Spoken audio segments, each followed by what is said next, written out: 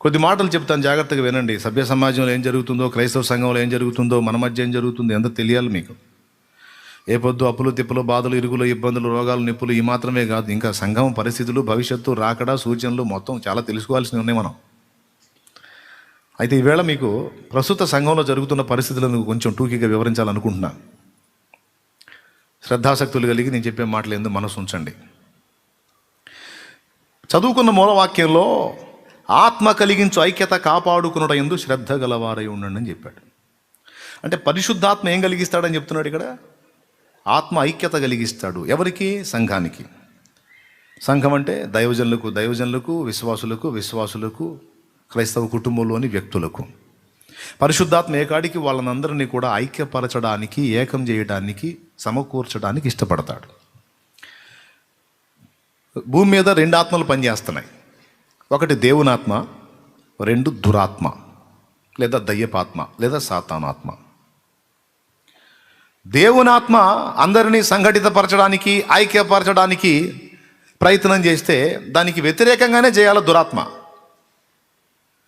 దురాత్మ కూడా ఐక్యపరచడానికి ట్రై చేసి ఆత్మకు సహకరిస్తే వాడికి దురాత్మ కాదు. కాబట్టి దేవునాత్మ ఐక్యత తీసుకొని రావడానికి పోరాడుతుంటే ఖచ్చితంగా దయ్యపాత్మ ఏం చేసిద్ది? దానికి వ్యతిరేకంగా అనైక్యత తీసుకొని రావడానికి కుట్ర పన్నిద్ది. ఎందుకు దేవునాత్మ ఐక్యపరచడానికి చూస్తున్నాడు అంటే, దేవుని సంఘం వ్యూహిత సైన్య సమభీకర రూపిణి. వ్యూహిత సైన్య సమభీకర రూపిణి అంటే వ్యూహం దాల్చినటువంటి సైన్యం సంఘటితమై ఏకమై యుద్ధానికి సన్నద్ధులై అంతా కలిసి ఎలాగ పోరాడతారో అలాగూ సిద్ధపరచబడింది క్రైస్తవ సంఘం. అంతా ఏకమై ఒక వ్యూహం ప్రకారం శత్రువు మీద దాడి చేస్తే వాడి కోటలు పేక మెడల్లో కూలిపోతాయని సాతానుకు తెలుసు.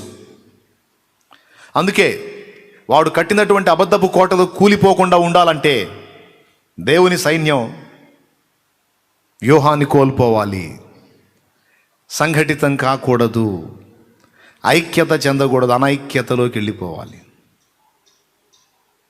అందుకోసం వాడు ఎప్పుడో ప్రారంభంలోనే వాడి దురాత్మలకు ఆజ్ఞ జారీ చేశాడు.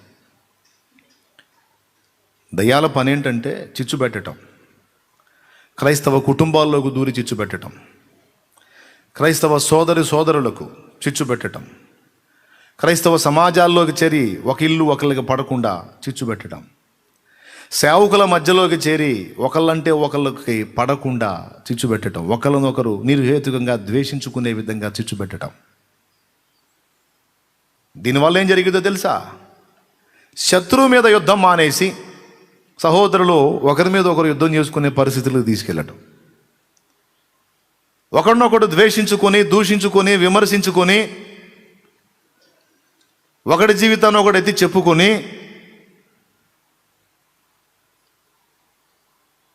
ఒకటి మీద ఒకటి అస్త్రాలు ప్రయోగించుకునే దృష్టి ఇటు తిప్పేసి సాతానుగాడి కోటలు భద్రం చేసుకోవడానికి వాడు బన్నుతున్న కుట్ర ఇది. ఫ్యామిలీ అంతా కలిసి ఏకంగా ఉంటే అందరూ కలిసి శత్రువు మీద ఎగబడతారు.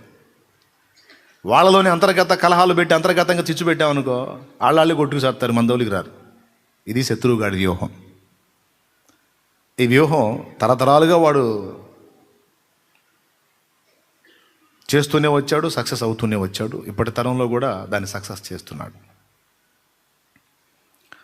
దీనికి కారణం ఏంటి? వాడు వ్యూహం పన్నేస్తే మన వాళ్ళు ఎలా పడుతున్నారు, ఎందుకు పడుతున్నారు? హెబ్రీ స్త్రీలు చురుకైన వాళ్ళని ఉంది కదా లేఖనంలో. ఆనాటి హెబ్రీ స్త్రీలు చురుకైన వాళ్ళు, హెబ్రీ యువకులు చురుకైన వాళ్ళే. అభినవ హెబ్రీ మనం, అభినవ యూదు జనాంగం మనం.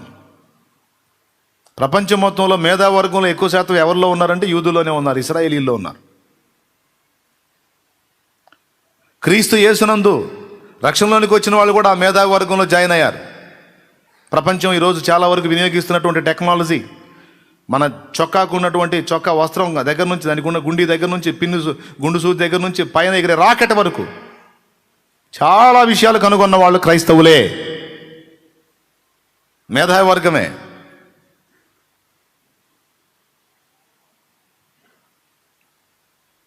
పాత నిబంధన దేవుని జనాంగము మేధావులే, నూతన నిబంధన దేవుని జనాంగం కూడా మేధావులే అయి ఉండాలి, సోదోళ్ళై ఉండకూడదు.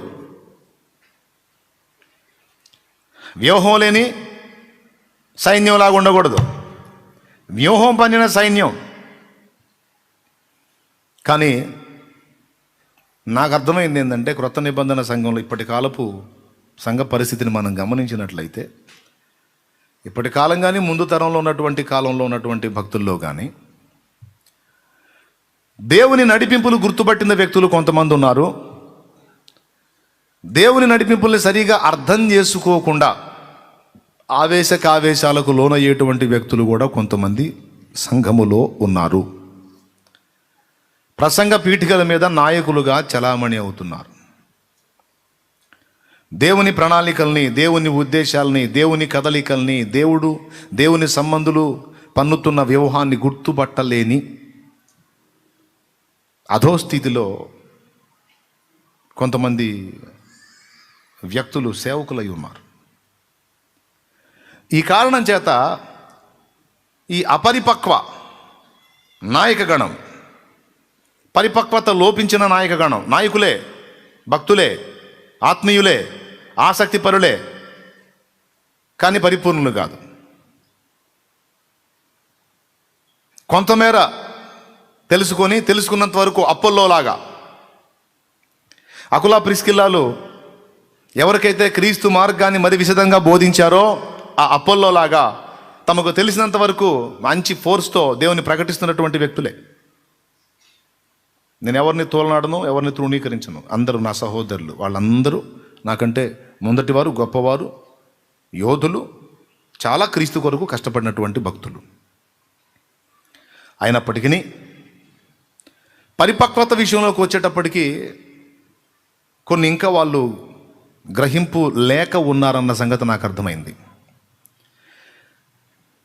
ఏవైతే గ్రహింపు లేక ఉన్నారో ఆ సంగతుల విషయంలో వాళ్ళు మిగిలిన వాళ్ళతో విభేదించి రివర్స్ అయిపోతారన్నమాట. ఫర్ ఎగ్జాంపుల్, అమ్మ, నాన్న, పిల్లలు,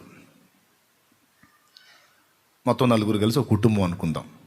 మళ్ళీ చెప్తున్నా, తల్లి, తండ్రి, ఇద్దరు పిల్లలు, నలుగురు ఫ్యామిలీ అనుకుందాం. ఇప్పుడు తండ్రి కొన్ని ఆలోచనలు చెప్తాడు, తల్లి కొన్ని ఆలోచనలు చెప్పిద్ది. తండ్రి చెప్పిన ఆలోచనలతో తల్లి ఏకీభవించే అవకాశం ఉంటుంది. ఎందుకంటే కాస్త వయసులో కొద్ది గొప్ప తేడా ఉన్న అనుభవాల్లోకి వచ్చేటప్పటికి ఇద్దరు పెద్దోళ్ళే ఏకీభవిస్తారు. పిల్లలు ఉన్నారు చూసావు, వీళ్ళలో ఆ తల్లిదండ్రులు పొందిన అనుభవాలు వీళ్ళకి లేవు. పుస్తక జ్ఞానం, ఏం జ్ఞానం? పుస్తక జ్ఞానం ఉంటే ఉండొచ్చు, అనుభవ జ్ఞానం శూన్యం.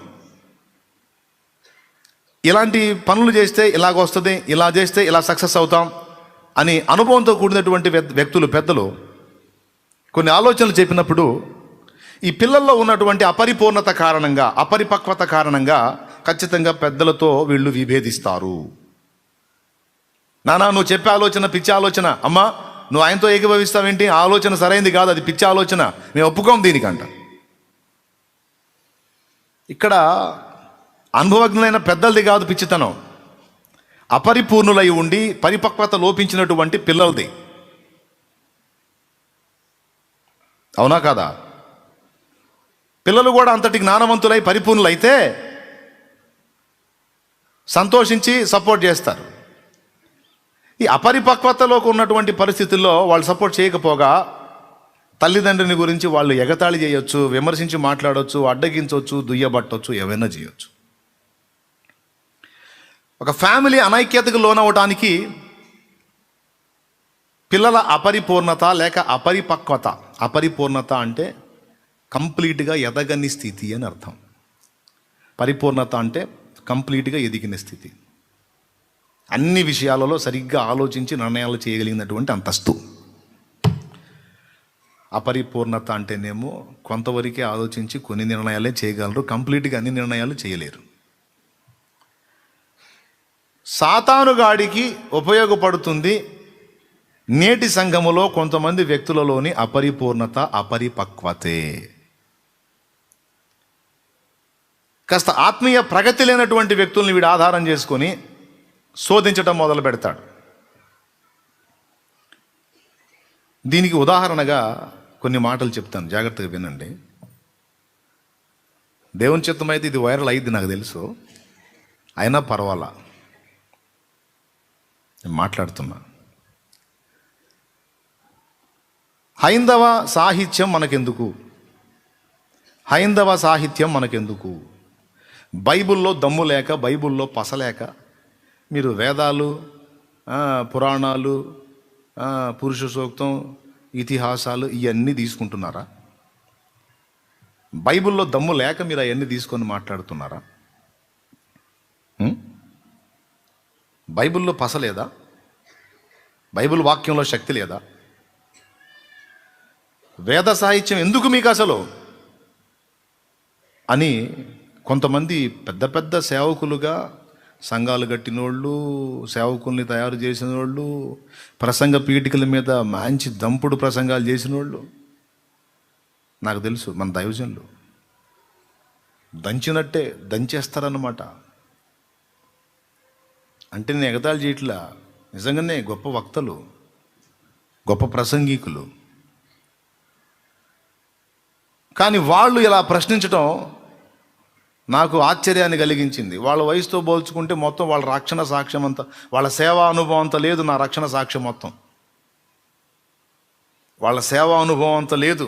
వాళ్ళు సేవలోకి వచ్చి సేవ చేయటం మొదలుపెట్టినంత అనుభవం లేదు. టోటల్ నా రక్షణ సాక్ష్యం, అసలు నేను ప్రభువుని తెలుసుకున్న సాక్ష్యం. దేవుని కృపను బట్టి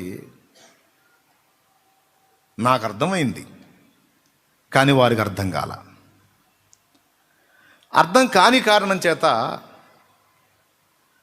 ఈ భారతదేశంలో ఉన్న హైందవ సోదరులకు హైందవ సాహిత్యాన్ని వినియోగించి క్రీస్తును పరిచయం చేయటం అనేది ఒక పొరపాటు పనిగా వారికి తోచింది.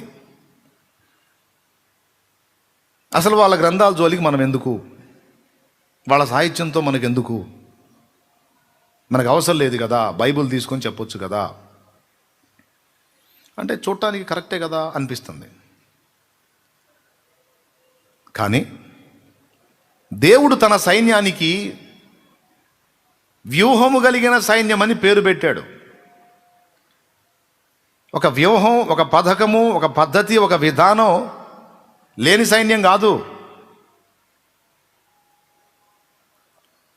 సైన్యం అంతా కలిసి ఒకటే టైపు కాదు, చాలా శాఖలు ఉన్నాయి, అందులో విభాగాలు ఉన్నాయి. కొంతమంది పని పబ్లిక్గా డ్యూటీ చేయటం, కొంతమంది ఇంటెలిజెన్సీ వర్గాలు ఉంటారు, వాళ్ళు మరుగు నుండి పనిచేస్తారు. ఇప్పుడు ఇజ్రాయేల్కి రహస్యంలో వర్క్ చేసేది ఒకటి ఉంది, దాని పేరు ముసాద్ అంటారు. ముసాద్ అంటారు. ఇండియాకి రహస్యంగా పనిచేసే వర్గం ఒకటి ఉంది, దాని పేరు రా అంటారు. బయట కనబడేటువంటి అధికారులే కాదు, అసలు వాళ్ళ అధికారులు అన్న సంగతి కూడా తెలియకుండా సామాన్యులుగా ఉండి, సామాన్య ప్రజల్లో ఉండి వాళ్ళు వర్క్, వాళ్ళ డ్యూటీ వాళ్ళు చేస్తూ ఉంటారు. దేశ భద్రత కోసం, దేశ క్షేమం కోసం, దేశ రక్షణ కోసం, దేశంలో దుర్మార్గాలు, ఆగడాలు జరగకుండా అడ్డగించడం కోసం. మిగిలిన దేశాలు ఎన్ని అట్లా ఏర్పాటు చేసుకునే నాకైతే తెలియదు. ఒకటి ఇజ్రాయెల్ గురించి తెలుసు, రెండు ఇండియా గురించి తెలుసు నాకు.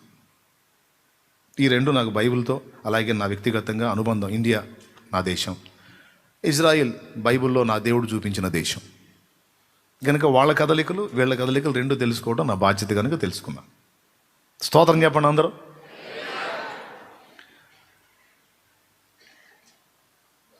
బయట కనబడేటువంటి వర్గాలు కొన్ని, బయట కనబడకుండా రహస్యంగా ఉండి వ్యూహాత్మకంగా దాడి చేసే వర్గాలు కొన్ని.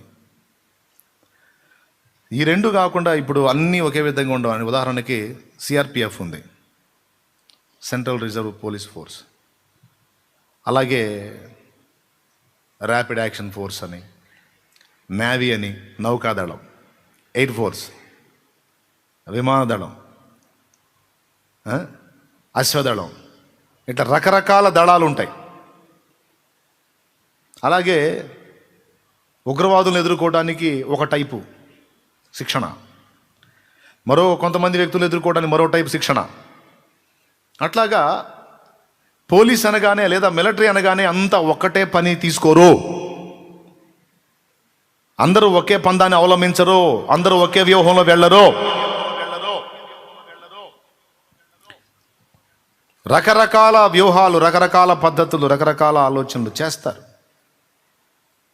ఎందుకు? ప్రజల క్షేమం కోసం, ప్రజల భద్రత కోసం. ఈరోజు అందరూ, యావత్ క్రైస్తవ సంఘం అలాగే దైవ జనాంగం కూడా గుర్తించాల్సినటువంటి ఒక ముఖ్య విషయం ఏంటంటే, దేవుడు తన పని కొరకు మనల్ని నియమించాడు. సాతాను కూడా తన టీముని మనకు వ్యతిరేకంగా నియమించాడు. సైతానుగాడు ఒక వ్యూహం ప్రకారం పనిచేస్తున్నాడు. కానీ దేవుని పిల్లలు వ్యూహాన్ని కోల్పోయి తేడాపడుతున్న పరిస్థితులు ఈనాడు కనపడుతున్నాయి. ఇప్పుడు నువ్వు బైబిలే చెప్తాను, బైబిలే చెప్పి నేను సువార్త ప్రకటిస్తానంటే ప్రకటించు, తప్పులేదు, నీ భారం అది, మంచిదే, ప్రకటించు. నీకు హైందవ సాహిత్యం తెలియదు, హైందవుల సైకాలజీ తెలియదు, వాళ్ళు ఎలా ఆలోచిస్తారో, వాళ్ళ ప్రవర్తన ఎలా ఉంటుందో, వాళ్ళ ఐడియాలజీ ఏంటో, వాళ్ళ ప్రశ్నలు ఏంటో నీకు తెలియదు. కానీ నేను అందులోంచి వచ్చాను.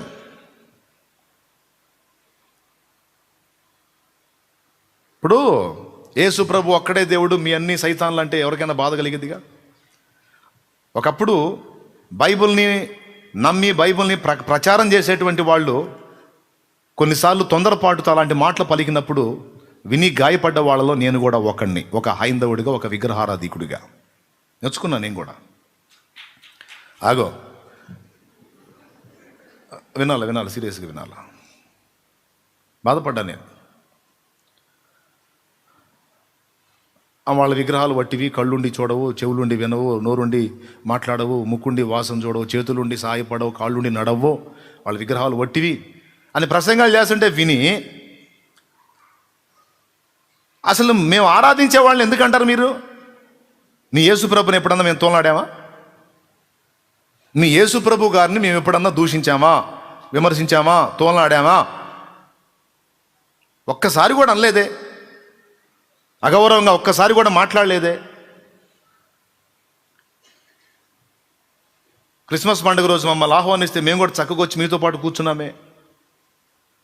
ఆ ప్రభు గారికి మేము కూడా దండం పెట్టుకొని వచ్చామే. కానీ మీరు మమ్మల్ని ఎగతాళి చేస్తారు, మా భక్తిని ఎగతాళి చేస్తారు, మేము ఆరాధించే వాటిని ఎగతాళి చేస్తారు, బొమ్మలు అంటారు, జంతువులు అంటారు, రకరకాల మాటలు మాట్లాడతారు. ఎందుకు ఇట్లా అంటే? మీదేం దేవుడు అను, మాదేం దేవుడు కాదా? మీదేం దేవుడు అను, మాదేం దయ్యమా? ఎందుకు ఇట్లా మాట్లాడుతున్నారు మీరు? ఇది ఒక హైందవుల్లో ఉండేటువంటి బాధ, ప్రశ్న. నాకెట తెలుసు? ఓ భర్త క్రిస్టియానికి తెలియదు ఇది, ఒక భర్త క్రిస్టియానికి తెలియదు ఇది. నాకు తెలుసు, ఎందుకంటే ఆ ప్రశ్నలన్నీ నాలో ఉన్నాయి కాబట్టి. నేను అడిగిన ప్రశ్నలో ఏమైనా న్యాయం ఉందా లేదా? మరి వాళ్ళకి ఏం సమాధానం చెప్తావు?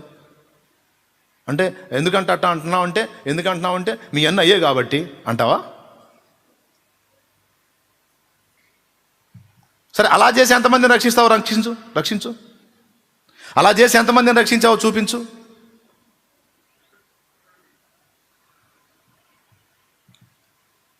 అది కాదు.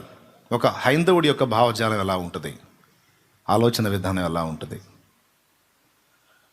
ఎన్ని రకాల ప్రశ్నలు వేస్తాడు. ఇతర దేశాల వాళ్ళు ఇక్కడికి వచ్చి మత వ్యాప్తి కోసం ఆ సేవలని ఈ సేవలని పెట్టి చాలామందిని మతం మారుస్తున్నారు అని అనుకున్న అనేకుల్లో నేను ఒకడిని.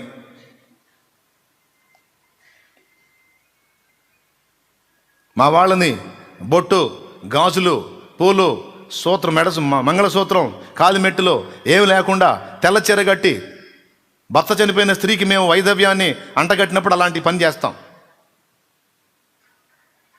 అరే, దేవుడు భక్తితో ఇవన్నీ తీసేయటం ఏంటి? ఇప్పుడు దేవుడిని యేసుప్రభుని నమ్ముకుంటే అవన్నీ తీసేయాలని చెప్పాడా ఎక్కడన్నా? ఎక్కడ చెప్పాడు బైబిల్లో అని ఒక హైందవుడు అడుగుతాడు. ఎక్కడ రాస్తుందండి మీ బైబిల్లో యేసు ప్రభు గారిని నమ్ముకుంటే బొట్టు తీసేయాలి, గాజులు తీసేయాలి, పూలు తీసేయాలి, మెడలో మంగళసూత్రం ఉండకూడదు, కలర్ బట్ట కట్టకూడదు, ఓన్లీ వైటే కట్టాలి, కాలి మెట్టలు పెట్టుకోకూడదు? ఇవన్నీ పెట్టుకోవటం మా మతం అయితే అవన్నీ తీసేయటం మీ మతమా? అప్పుడు మీది మతమేగా. అదేమంటే మాది మతం కాదు మార్గం అంటారు. మరి చెప్పండి, ఏం చెబుతారు దీనికి సమాధానం? అంటే మా బైబిల్ అట్లా ఉంది సార్, మేమంతే. ప్రభువు స్తోత్రం కలుగును గాక. హల్లెలూయా. మీ చర్చికి వస్తే మీరు ఏం పెట్టినా మేము తింటాం. సరే మా గుడికి రాకపోతే రాపోయారు, కనీసం మేము ఏదన్నా ప్రేమ కొద్ది సమాజంలో ఉన్నారు కదా అంత ప్రసాదం తీసుకొచ్చి పెడతా. ఏం అంత పాపం ఏం చేసాం, అంత ఘోరం ఏం చేసాం? ఎందుకు తీసుకో?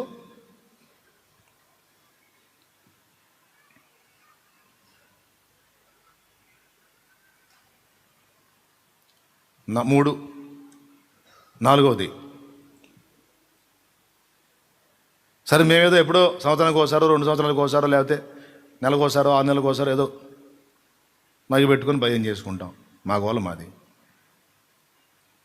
అరే పగలు లేదు రాత్రి లేదు, మైక్ గొట్టం పెట్టేది, ఆన్లైన్ ప్రార్థన అంటారు, నిద్ర లేకుండా చేస్తారు. చెప్పిన వాళ్ళు ఏదైనా శ్రావ్యంగా చెప్తారా, లేదా పాడిన వాళ్ళు కమ్మగా పాడతారా అంటే లేదు. ఉజ్జీవ ప్రసంగం అంటాం, చెవుల్లో రక్తం వచ్చిందా కేకలేయటం. ఎందుకండి మేము ఏం పాపం చేసాం? మాకెందుకు ఈ హింస?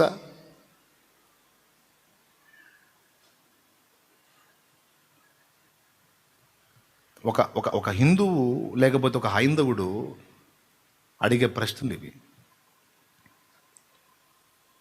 చివరికి ఎట్ట తయారయ్యారు? మా అన్ని తేడా అని మీరు మాట్లాడుతున్నారు కనుక అసలు మీ యేసు ప్రభువే తేడా అని మొదలుపెట్టారు. వాడు ఉన్నవి లేని మొత్తం కలిపి ఇక రకరకాలుగా పుస్తకాలు రాయటం, దూషించటం, విమర్శించటం, గందరగోళం చేయటం మొదలుపెట్టారు. ఇప్పుడు కొంతమంది భక్తిపరులు నేను బైబిల్నే చేతపట్టుకొని ప్రకటిస్తానని బయలుదేరుతున్నారు. బైబిల్నే ప్రకటిస్తానని చేతపట్టుకొని బయలుదేరి ప్రకటించి నీ పద్ధతిలో నువ్వు చేస్తున్నావు, చెయ్యి, నీ భారం అది. ఎందుకంటే నీకు అదే తెలుసు. వేరే సాహిత్యం తెలియదు, వేరే వాళ్ళ మనోభావాలు తెలియవు. నాకు తెలుసు. నీలాగా నేను కూడా అట్లనే ఆగమంటావా? లేకపోతే వాళ్ళ ఆలోచనలకు, వాళ్ళ ప్రశ్నలకు సమాధానాలు చెప్పి వాళ్ళని ఆలోచింపజేసి వాళ్ళని జీవం గల దేవుని వైపు తిప్పడానికి దారులు వెతుక్కొని వాళ్ళ మధ్యలోకి వెళ్ళి ప్రేమ కలిగి వాళ్ళకు సత్యం చెప్పి రక్షించమంటావా? చెప్పు, ఏం చేయమంటావు? ఇప్పుడు నువ్వు బైబిల్ తీసుకొని ప్రకటిస్తున్నావు, నిన్ను అడ్డగించాలా నేను? నీ వ్యూహం అది, ఆ పద్ధతిలో వెళ్ళిపో, నిన్ను అడ్డగించను నేను.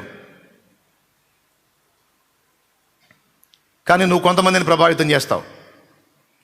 ఎక్కువ మంది సోదరులను నేను ఆలోచింపజేయాలనుకున్నా. క్రైస్తవ్యం విదేశీ మతం, మా మతం కాదని త్రోసేస్తున్న వాళ్ళకి కాదు. భారతదేశంలో క్రీస్తు పూర్వమే ఆర్యులు జంతువులు అర్పించారు. పాప ప్రక్షాళన కొరకు భగవంతుని సమీపించాలంటే రక్తము లేకుండా కాదు అని జంతు బలులు అర్పించారు. అక్కడ నాకు సందు దొరికింది. ఆ రక్త ప్రోక్షణం అనేది ఎందుకు జరిగించారు? రక్త బలులు ఎందుకు ఇచ్చారు ఆర్యుల కంటే ముందు ద్రవిడులు కూడా ఇచ్చారు. తెలుసా మీకు? ఆర్యులే కాదు జంతు బలులు ఇచ్చింది, ద్రవిడులు కూడా. ద్రవిడులు స్త్రీ దేవతను ఆరాధించేవాళ్ళు. వాళ్ళకి స్త్రీ గొప్ప, ఎందుకంటే ఉత్పత్తి అంతా స్త్రీయే చేస్తుంది, స్త్రీ గొప్ప. ఆర్యులు పురుష దేవుడిని ఆరాధించేవాళ్ళు. మొత్తం వాళ్ళు వీళ్ళందరూ కలిసి భగవంతుడిని చేరాలంటే ఆ పేర్లు ఏమన్నా కానీ దుర్గా అని చెప్తారో, దేవి అని చెప్తారో, భైరవుడు అని చెప్తారో, ఏ పేర్లు చెప్తారో, దేవర్లకో దేవుడని చెప్పబడిన వారికో చరిత్ర చదివా, వాళ్ళు అర్పించినటువంటి బలులు ఉన్నాయి. అంటే పరమాత్మని ఒక వ్యక్తి చేరాలంటే ప్రాయశ్చిత్తార్థముగా రక్తముతోనే సమీపించాలి. మనకు బదులుగా ఒక జీవిని బలి చేసి, ఎందుకు బలి? మన పాపాలు దాని మీద మోపి నాకు ప్రతిగా ఇదిగో ఈ ప్రాణిని నీకు అప్పగిస్తున్నాను అంటే, నువ్వు చూపాలనుకున్న కోపం, శిక్ష ఏదైతే ఉందో నాకు ప్రతిగా ఇదిగో ఈ జీవి మీద, ఈ రక్తమును బట్టి నన్ను ఆమోదించు, నాకు ప్రతిగా ఇదిగో దీన్నిచ్చి నా పాపమునకు ప్రాయశ్చిత్తం చూపించి నీ దగ్గరికి వస్తున్నానని వాళ్ళు వెళ్ళారో. ఇది చరిత్ర చెప్పిన సత్యం, గ్రంథాలు చెప్పిన సత్యం. హైందవ సాహిత్యంలో ఇది ఉందని, మరి అవి కూడా పరిశుద్ధాత్మ దేవుడే రాయించాడని ఒప్పుకుంటావా? ఒక మాట చెప్తా, పరిశుద్ధాత్మ దేవుడు బైబిల్లో ఏ సత్యం అయితే మనకు బయలుపరిచాడో ఆ సత్యములోని కొంత సమాచారం వారి గ్రంథములో చేర్చబడింది అని చెప్తున్నాను నేను. వేద సాహిత్యం అంతా పరిశుద్ధాత్మ విరచితం అని నేను చెప్పను, కానీ బైబిల్లో చెప్పబడినటువంటి శ్రేష్టమైన కొన్ని ముఖ్య సంగతులు అందులో కనబడ్డాయి. అంటే పరిశుద్ధాత్మ దేవుడు ఇందులో పలికించిన విషయాలు కొన్ని అందులో కనపడ్డాయి, దీన్ని సపోర్ట్ చేస్తూ కనపడ్డాయి. వాటిని నేను గౌరవిస్తాను, సువార్త కొరకు నేను వాటిని వాడుకుంటాను. నీకు వచ్చిన బాధ ఏంది? ఇప్పుడు నువ్వు ఒక వ్యూహంలో ప్రయాణం చేస్తున్నావు సోదరా.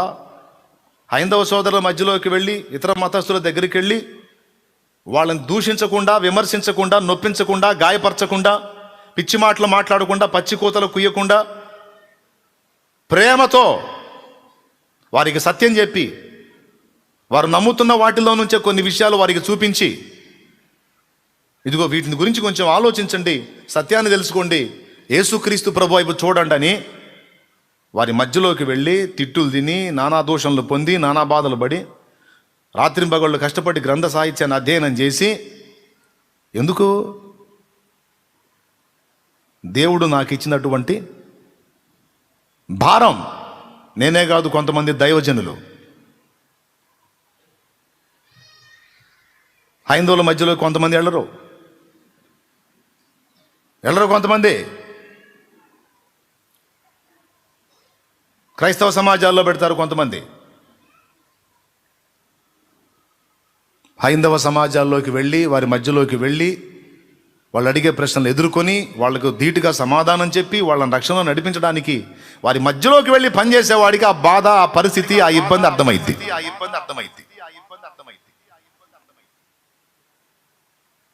నువ్వు కూటాల్లో ప్రసంగం చేస్తావు, ఎవరు పెడితే పెడతావు, ఎవరు పెడితే చెప్తావు. పోయి సంఘాన్ని పిలుస్తారు, సేవకుడు ఉంటాడు, అంతా రెడీ చేస్తాడు, నిన్ను పిలుస్తాడు, నీ చేత చెప్పిస్తాడు, పెద్ద మొత్తంలో నీ కానుక ముట్ట చెప్తాడు, పెద్ద ఫ్లెక్సీ పోస్టరు. ఎక్కడ నువ్వు పోయి పొడిచేది పోటు? సంఘం ముందు, క్రైస్తవ సమాజంలో, లేకపోతే అనుకూలమైన స్థలాలలో, అనుకూల పరిస్థితులలో. అసలు దేవుని ఎరగని అన్ని జనుల మధ్యలోకి వెళ్ళి ఎంతమందిని ఎలా ప్రభావితం చేశారు మీరు చెప్పండి నాకు? ఎలా పరిచయం చేశారు చెప్పండి మీరు?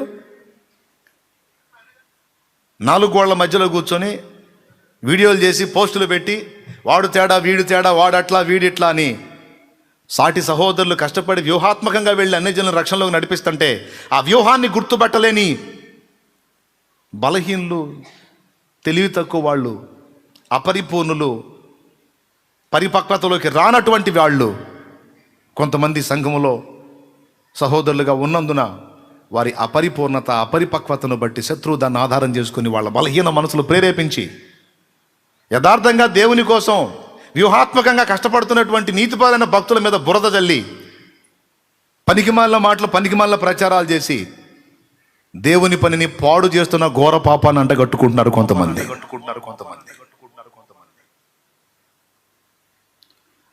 సాధు సుందర్ సింగ్ గారు కట్టిన బట్టలు ఏంటి? కాషాయం కట్టమని ఆడుంది బైబిల్లో? అసలు కాషాయం ఎవరు వేసుకుంటారు? సాధు సుందర్ సింగ్ గారు కట్టిన బట్టలు ఏంటండి? కాషాయం. అసలు కాషాయం ఏ దైవజనుడు వేసుకున్నాడా బైబిల్లో?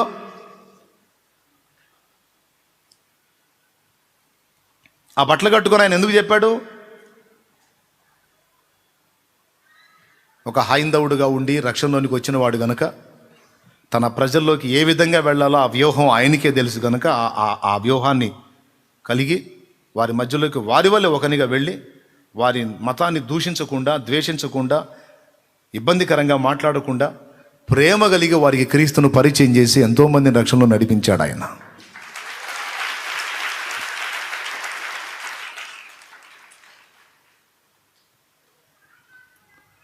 ఈరోజు అతివాదులు కొంతమంది తయారయ్యారు. అతివాదులు నేను చెప్తున్నా, యేసుప్రభు నుంచి, యేసుప్రభులో కొత్తగా వచ్చేటువంటి వ్యక్తులు కొంతమంది ఇప్పుడు హైందవ సమాజంలోంచి వస్తారు, ముస్లిం సమాజంలోంచి వస్తారు, బుద్ధిస్టులు వస్తారు, సిక్కులు వస్తారు. ఆయన సిక్కు మతస్థుడే, సాధు సుందర్ సింగ్ గారు సిక్కు మతస్థుడు. అన్ని మతాలలోంచి కొంతమంది ఇందులోకి వస్తూ ఉంటారు. అలాంటి వచ్చేటువంటి వాళ్ళని ముఖ్యమైన 4 సంగతులు తప్ప మిగిలిన వాటిలో కొంచెం పట్టిడుపు ఇవ్వమని గ్రంథం చెప్పింది. అపోస్తల కార్యం 15వ అధ్యాయం 19వ వచనం నుంచి కానీ చూడగలిగితే, అన్యజనులలో నుండి ప్రభు వైపు తిరుగుతున్న వారిని మనం కష్టపెట్టక, అన్యజనులలో నుండి ప్రభు వైపు తిరుగుతున్న వారిని మనం కష్టపెట్టక, విగ్రహ సంబంధమైన అపవిత్రతను, జారత్వమును అనగా విగ్రహార్పితమును తినొద్దు. జారత్వం, వ్యభిచార పాపాలు, జారత్వ పాపాలు చేయొద్దు. గొంతు పిసికి చంపిన దానిని, రక్తమును విసర్జించుటకు వారికి గొంతు పిసికి చంపిన పదార్థ వస్తువులు, జంతువుని తినొద్దు. అలాగే పక్షిని కూడా గొంతు పిసికి చంపిన దాన్ని తినొద్దు. అలాగే రక్తమును తినొద్దు. అవశ్యమైన వీటికంటే మరి ఎక్కువైన ఏ భారము మీ మీద మోపకూడదని పరిశుద్ధాత్మకును మాకును తోచెను అన్నాడు. ఈ మాట ఎప్పటి నుంచో మొత్తుకొని చెబుతానే ఉన్నాను నేను. దేవునికి స్తోత్రం కలుగును గాక. అవశ్యమైనవి 4 అక్కడ ఎత్తి చెప్పాడు. అన్యజనులలో నుండి ప్రభు వైపు వస్తున్న వాళ్ళకి స్తోత్రం చెప్పండి. అందరూ కలిసి ఒకసారి గట్టిగా చెప్పండి. 4 సంగతులు. 1, విగ్రహార్పితం తినొద్దు అన్నాడు. ఎందుకంటే విగ్రహార్పితం నువ్వు తీసుకొని తిన్నట్లయితే వారు నమ్మింది కూడా నిజమైన దేవుడే అని నువ్వు సపోర్ట్ చేసినట్టు అయింది. దాన్ని నువ్వు తిరస్కరించినప్పుడు ఎందుకు తీసుకోవన్న ప్రశ్న పుడుతుంది. అక్కడ నీకు సువార్త చెప్పే అవకాశం లభిస్తుంది. ఎవరు నిజమైన దేవుడో చెప్పే ఛాన్స్ నీకు అక్కడ వచ్చింది. అందుకని అది కూడా వాళ్ళని గాయపరచకుండా సున్నితంగా తిరస్కరించాల్సి ఉంది. 2వది జారత్వం. దేవుని బిడ్డలు అని చెప్పుకుంటూ విచ్చలవిడిగా వ్యభిచార పాపాల్లో బ్రతకడం యుక్తం కాదు. త్రాగుడు, వ్యభిచార పాపం యుక్తం కాదు. వాటిని మానేసేయాలి ఖచ్చితంగా. పరలోక రాజ్యాన్ని పొందగోరినవాడు, నిత్య జీవాన్ని స్వతంత్రించుకొనగోరినవాడు దేవునికి ఇష్టము లేని క్రియలు చేయకూడదు. వాటిలో మొదటిది చెప్పాను. 2వది జారత్వం. 3వది రక్తము, గొంతు పిసికి చంపినది తినొద్దు. ఎందుకు తినొద్దు అంటే రక్తములో ప్రాణశక్తి ఉంటుంది, బ్లడ్లోనే ప్రాణం ఉంటుంది. దాని బ్లడ్ తిన్నవాడిని గురించి నేను ఆ బ్లడ్ను బట్టి, ఆ రక్తంలో ఉన్న ప్రాణశక్తిని బట్టి, ప్రాణాన్ని బట్టి నేను లెక్క అడుగుతానన్నాడు. రక్తం ఎందు నిమిత్తం ఇవ్వబడిందో మీరు గుర్తెరగాలి. అందుకని ఒక జీవిని మీరు వధించినప్పుడు దాని బ్లడ్ భూమి మీద ఓడ్చాలి, ఆ బ్లడ్ను ఓడ్చాలి. ఆ మిగిలిన మాంసం తినొచ్చు. పచ్చని కూర మొక్కలు ఇచ్చినట్టు నీకు ఇస్తున్నానని చెప్పాడు ఆదికాండం 9లో. రిఫరెన్స్ గుర్తు రాసుకోండి. కానీ దాని రక్తమును బట్టి మాత్రం లెక్క అడుగుతాను కనుక రక్తాన్ని నేలనోడ్చమన్నాడు. ఆ ప్రాణి పుట్టింది భూమిలో నుంచి. సో ఆ బ్లడ్ని భూమిలో పంపించినప్పుడు ప్రాణి తిరిగి భూమిలోకి చేరిపోతుంది. ఇక మిగిలిన వట్టి శరీరం నువ్వు తింటున్నావు, తప్పులేదు. ఒక 30 కేజీల పొట్టేలను ఎవరన్నా కోస్తే ఓ 30 కుప్పలు, కేజీ కుప్పలు 30 కుప్పలు వేస్తాడు అనుకోండి. తలకాయ కాళ్ళు పక్కన పెడతాడు. రక్తం ఒక గిన్నెలో పడతారు. అందరూ 30 మంది 30 కుప్పలు మాంసం తీసుకెళ్తారు. తలకాయ కాళ్ళు ఒకటి తీసుకెళ్తాడు, పొట్ట ఒకటి తీసుకెళ్తాడు. ఆ బ్లడ్ని గిన్నెలో పడతారు, దాన్ని స్పెషల్గా ఒక రేటుకి అమ్ముతారు. కొంతమంది దాన్ని తెచ్చి ఇంటికి తీసుకొచ్చి కరివేపాకు అలాగే కొత్తిమీర వేసుకొని ఫ్రై చేసుకొని తింటారు. అదొక టేస్ట్. అది విచిత్రం ఏంటంటే 30 కుప్పలు తీసుకొని పోయారు, వాళ్ళకి దోషం లేదు. ఎవరైతే రక్తం తెచ్చుకొని తిన్నాడో వాడిని అడుగుతాడు ఆ జీవిని గురించి. అది చెప్పాడు వాక్యంలో. కాబట్టి రక్తాన్ని విసర్జించండి. గొంతు పిసికి చంపిన దాన్ని విసర్జించండి. గొంతు పిసికి చంపిన దానిలో కూడా బ్లడ్ అలానే ఉంటుంది. అప్పటి రోజుల్లో కొంతమంది ఏం చేసేవాళ్ళు అంటే గొంతు పిసికి చంపేవాళ్ళు. ఎందుకంటే మాంసానికి బ్లడ్ పడితే మాంసము బ్లడ్ కలిపి తింటే ఒక డిఫరెంట్ టేస్ట్. కొంతమంది అట్లా చంపేవాళ్ళు, కొంతమంది వేరే కారణాల చేత గొంతు పిసికేవాళ్ళు. కాబట్టి ఈ 4 అవశ్యమైన 4 కంటే ఎక్కువైన ఏ భారము కూడా మీ మీద మోపకూడదని పరిశుద్ధాత్మకును మాకును తోచను. పరిశుద్ధాత్మ ఎవరు? దేవుడా కాదా? పెద్దగా చెప్పండి. అంటే ఎవరెవరికి తోచను? దేవునికి మాకును చెప్పాడు.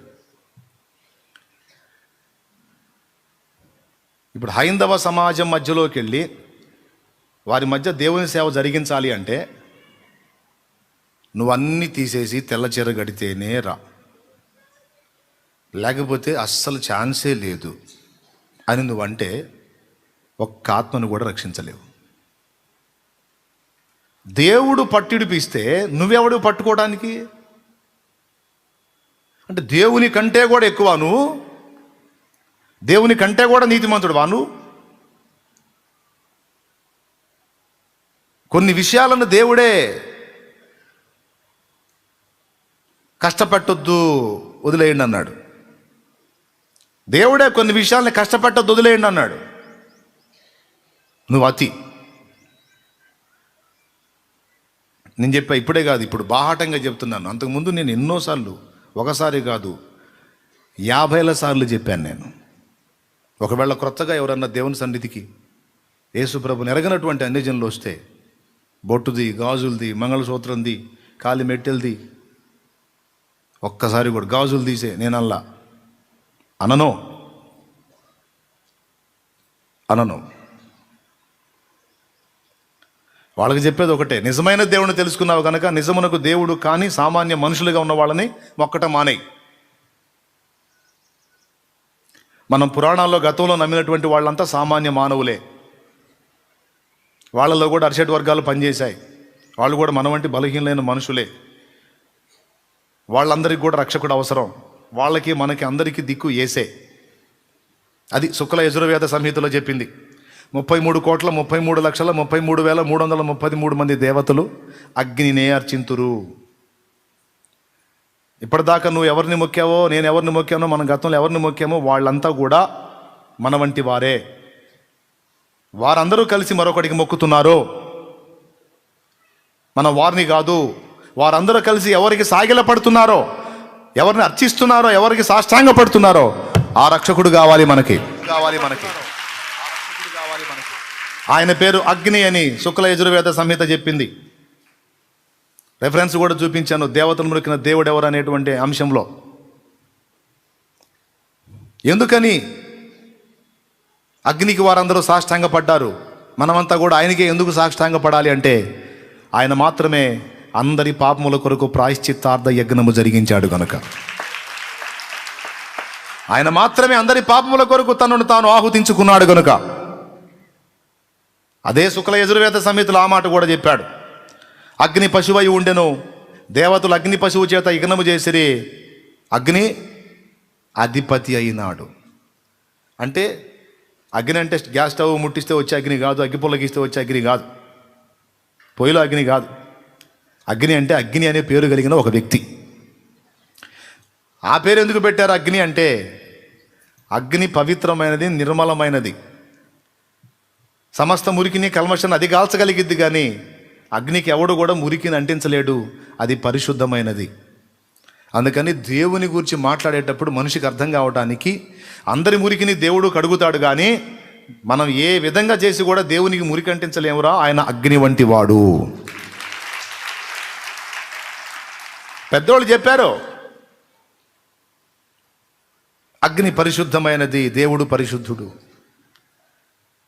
ఆ అగ్నికి వీళ్ళందరూ మొక్కారు. ఎందుకు మొక్కారు అంటే అందరి పాపములకు అగ్నే ప్రాయశ్చిత్తముగా యజ్ఞ పశువై వధింపబడి, యజ్ఞము గావించబడి, ఆహుతించబడి, తిరిగి పునరుద్ధానుడై లేచి సర్వాధికారి అయ్యాడు. అతడు అగ్ని, అందరూ కలిసి అతనికి మొక్కుతున్నారు. ఈరోజు సోదరి సోదరుడా, ఎన్నాళ్ళు నువ్వేమో మొక్కిన వారికి మొక్కావు. ఈరోజు వారందరి చేత ఎవరు అర్చన పొందారో ఆయన దగ్గరికి వచ్చావు. అసలు ఆయన దగ్గరికి ఇప్పుడు వచ్చావు కనుక ఇక మిగిలినటువంటి ప్రయాస అంతా వృధా ప్రయాస అక్కరలేదు. దేవునికి మహిమ, గట్టిగా చెప్పు. గనుక అంతకుముందు ఆరాధించినటువంటి ఆరాధనలు ఇక నువ్వు ఆరాధించాల్సిన అవసరం, ఇక అర్పణ తర్పణలతో నీకు అవసరం లేదు. ఇక మొక్కాల్సిన అవసరం లేదు, అక్కడ ఏదో పెట్టి తీసుకొచ్చి నాకు పెట్టాల్సిన అవసరం లేదు, నువ్వు తినాల్సిన అవసరం లేదు. కనుక దాన్ని వదిలే. ఏది నా దగ్గరకు వచ్చేటువంటి ఇతర మతస్థులు నేను చెప్పే ఆలోచన, రెండవది వ్యభిచార పాపం చేయొద్దు, జారత్వ పాపం చేయొద్దు. మూడవది రక్తమును తినొద్దు. నాలుగవది గొంతు పీసికి చంపిన దాన్ని తినొద్దు. ఇంకా కొన్ని అభ్యంతరకరమైన విషయాలు ఉన్నాయి లేఖనంలో చెప్పిన శరీర కార్యాలు. అసూయ వద్దు, ద్వేషం వద్దు, కలహం వద్దు, భేదం వద్దు, మత్సరం వద్దు, కక్షలు పెట్టుకోవద్దు, క్షమాగుణం కలిగి ఉండు అని కొన్ని చెప్తా. బొట్టు తీసేయి, బొట్టు తీసేయి, గాజులు తీసేయి, కలర్ శారీ తీసేసాయి, వైట్ అండ్ వైట్ అయ్యి, వైట్ శారీ కట్టు, తీసే మెడలో సూత్రం తీసేయి, కాలి మెట్టెలు తీసేయి అనను. ఇప్పుడు ఇది చూసేవాళ్ళు కానీ తర్వాత చూసేవాళ్ళు కానీ అలా అనకపోతే అసలు నువ్వు ఎలా సేవకుడు అవుతావంటే నీకేం తెలుసు?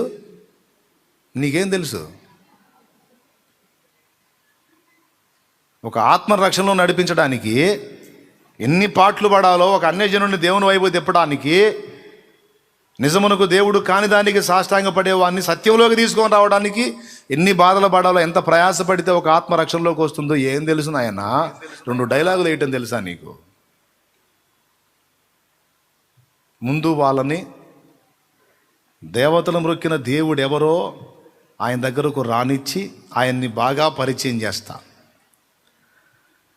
ఇక ఆయన్ని గూర్చిన సందేశం వారికి వినబడుతున్నప్పుడు ఇవి నాకు అనవసరం అనుకునే అని వాళ్ళే తీసేస్తారు, అది వాళ్ళ ఇష్టం. ఆఖరికి నేను వివాహం చేసుకున్న నా భార్యను సైతం ఈరోజు ఓపెన్గా చెప్తున్నా, నేను బొట్టు ఎందుకు తీసావని కానీ, సూత్రం ఎందుకు తీసావని కానీ నేను అడగలా, ఎందుకు తీసేయవని అడగలా. అమ్మాయి నేను సేవకు వచ్చాను బొట్టు తీసేయి, నేను సేవకు వచ్చాను మంగళసూత్రం తీసేయి, నేను సేవకు వచ్చాను కాలిమెట్టెలు తీసేయి, నేను సేవకు వచ్చా గాజులు తీసేయనులా అడగండి. ఎందుకు? అన్యజనుల మధ్యలో నేను సేవ చేయాలి, అన్నీ పెట్టుకోవటం హైందవ మతం అయితే అన్నీ తీసేయటం క్రైస్తవ మతమా? ఆ మతాన్ని తేడా అనుకుని మళ్ళీ నువ్వు ఒక మతాన్ని గామిస్తున్నావు కదా. కుడివైపు వెళ్ళి వాళ్ళు గుంట్లో పడ్డారు, ఎడం వైపు మనం గుంట్లో పడతాం. వ్యూహం లేని ఆలోచనలు కాదు. వీళ్ళు ఎందుకు వాళ్ళ మధ్యలోకి వెళ్ళి తన్నులు తింటున్నారు, తిట్లు తింటున్నారు, దూషణ. ఈరోజు మతోన్మాదుల నుంచి ఎంత ఎంత తలకాయ నొప్పులు ఎదుర్కొంటున్నానండి నేనే కాదు, కొంతమంది దైవజనులు. హైందవుల మధ్యలోకి వెళ్ళి సేవ చేసే వాళ్ళందరూ కూడా ఎంత టార్చరో తెలుసా?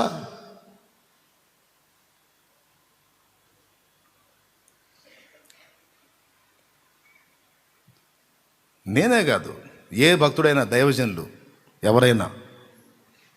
ఇప్పుడు ఓఫిర్ గారు ఉన్నారు, ఓఫిర్ గారు ఒక మాట చెప్పాడు. ఇప్పుడు హైందవ్యంలో నుంచి ప్రభువులోకి వస్తున్న వాళ్ళకి బొట్టు, గాజులు, పూలు ఇవన్నీ తీసేయొద్దు, కొంతకాలం కొనసాగండి. ఎందుకంటే నీ సమాజం పరిస్థితి అనుకూలంగా లేదు, నీ ఫ్యామిలీ ఒప్పుకోదు, మరి నీకేం ప్రభువు కావాలంటున్నావు? చర్చికి వెళ్ళి ఇవన్నీ తీస్తే నేను ఊరుకోనని భర్త అన్నప్పుడు మరి ఏం చేయాలా? ఉంచండి అంటున్నారు. అయితే నేను ఒక సలహా చెప్తున్నానని ఆయన 2 విషయాలని దృష్టిలో పెట్టుకుని ఒక మాట చెప్పాడు. కొంతమంది నన్ను అడుగుతున్నారు, మీరేమంటారు? ఆయనతో ఏకీభవిస్తారా, వ్యతిరేకిస్తారా? నీ తెలివి తక్కువ ప్రశ్నలు నేనేం తిక్కలోను అనుకున్నాయింది. ఫస్ట్ నుంచి కూడా హైందవుల మధ్యలోకి వెళ్ళి ఎలా చేయాలో, ఎలా ప్రకటించాలో అదంతా కూడా తెలుసుకునే రంగంలోకి దిగింది ఈడ. అసలు బొట్టు గురించి మిగిలిన వాళ్ళు ఎవరు చెప్పని మరొక కొత్త సంగతి నేను చెప్పా, చరిత్ర చదివి. ఆయన చెప్పింది ఏంటంటే, ఇప్పుడు నువ్వు వస్తున్నావు సువార్త చేయడానికి, హైందవుల మధ్యలోకి వెళ్తున్నావమ్మా, సువార్త చేయడానికి వెళ్తున్నావు. వాళ్ళు కొన్ని చోట్ల నిన్ను ఆపి, నువ్వు నీ కరపత్రం ఇవ్వడానికి వచ్చావు, మేము మా బొట్టు పెడతాం, పెట్టించుకో అంటున్నా నిరేస్తున్నారు వాళ్ళు. అప్పుడు ఏం చేస్తున్నారు మనోళ్ళు? అట్లయితే మీ బొట్టు మాకొద్దు, మా సువార్త మీకొద్దు అని పోతున్నారు. అట్లా కాదు. సరే, నేను ఇచ్చే కరపత్రం తీసుకో. సరే, నువ్వు బొట్టు పెడతానంటున్నావు కదా, పెట్టు, బొట్టు పెట్టు. అయితే ఒక నిలువు గీత, ఒక అడ్డగీత పెట్టు. పెట్టు.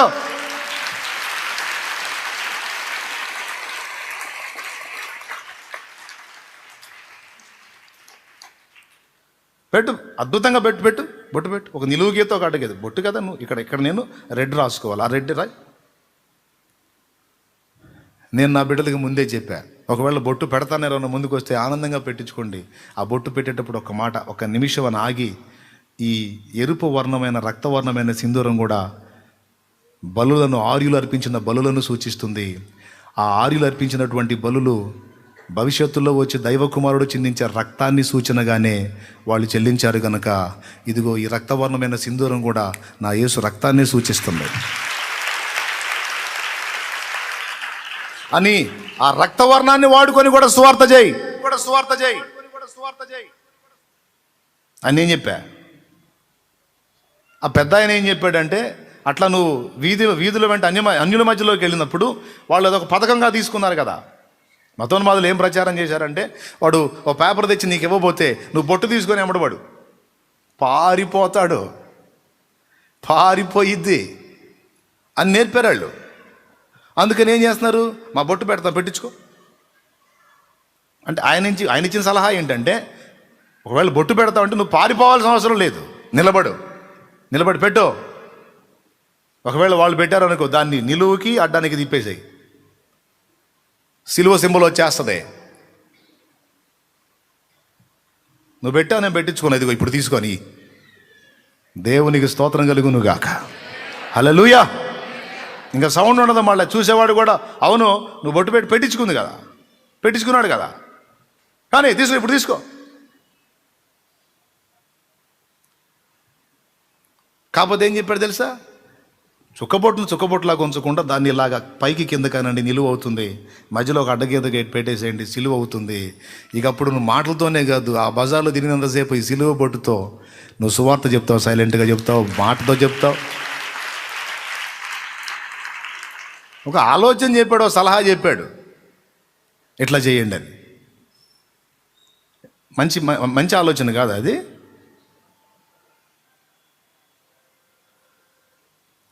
మరి అట్లయితే కరపత్రం తీసుకుని ఇదిగో ఇచ్చి మళ్ళీ వాళ్ళు బొట్టు తీసుకుని వెంట పడితే వద్దు అని పరిగెత్తితే సరిపోయిందా?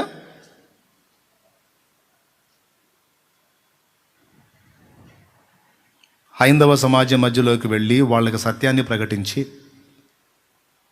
వాళ్ళు ఆల్రెడీ వేద సాహిత్యాన్ని కొంచెం జాగ్రత్తగా పరిశీలిస్తే ఖచ్చితంగా సత్యం తెలుసుకుంటారు. ఇప్పుడు లెమన్స్ ఇవాంజలికల్ ఫెలోషిప్ నాయకుడు ఉన్నారు, జో గారు, వారి తండ్రి గారు దానియేలు గారు, వాళ్ళ నాన్నగారి పేరు వీరాస్వామి గారు. వీరాస్వామి గారు యేసుప్రభుని నమ్ముకున్నారు. ఎలా నమ్ముకున్నారు తెలుసా? జీవజల ప్రవాహములని లెమన్స్ వారి పుస్తకం చదవండి, మొదటి పేజీలోనే దొరికిద్ది. వేద సాహిత్యం చదివి బ్రాహ్మణాల్లో విషయం తెలుసుకొని, బ్రాహ్మణాల్లో యజ్ఞమైపోయినటువంటి ఆ వేద సాహిత్యంలో యజ్ఞమైనటువంటి యజ్ఞ పశువు ఎవరు, బ్రాహ్మణాల్లో ఆయన ఎలా యజ్ఞం అవుతాడు ఆ ప్రస్తావనలు ఉన్నాయి. అవన్నీ స్టడీ చేసి ఆయన గురించి ఆలోచన కలిగి ఉన్నాడు. ఒకరోజు సువార్త విన్నాడు. ఆ సువార్తలో ఆయన వేద సాహిత్యంలో బ్రాహ్మణాల్లో ఎవరిని గురించి ప్రశ్నించుకున్నాడో, ఏ సంగతుల గురించి ఆలోచించాడో అవన్నీ యేసులో నెరవేరినాయని తెలుసుకొని యేసు ప్రభుని నమ్ముకున్నాడు. వీరాస్వామి గారు నమ్ముకున్నాడు మొదట.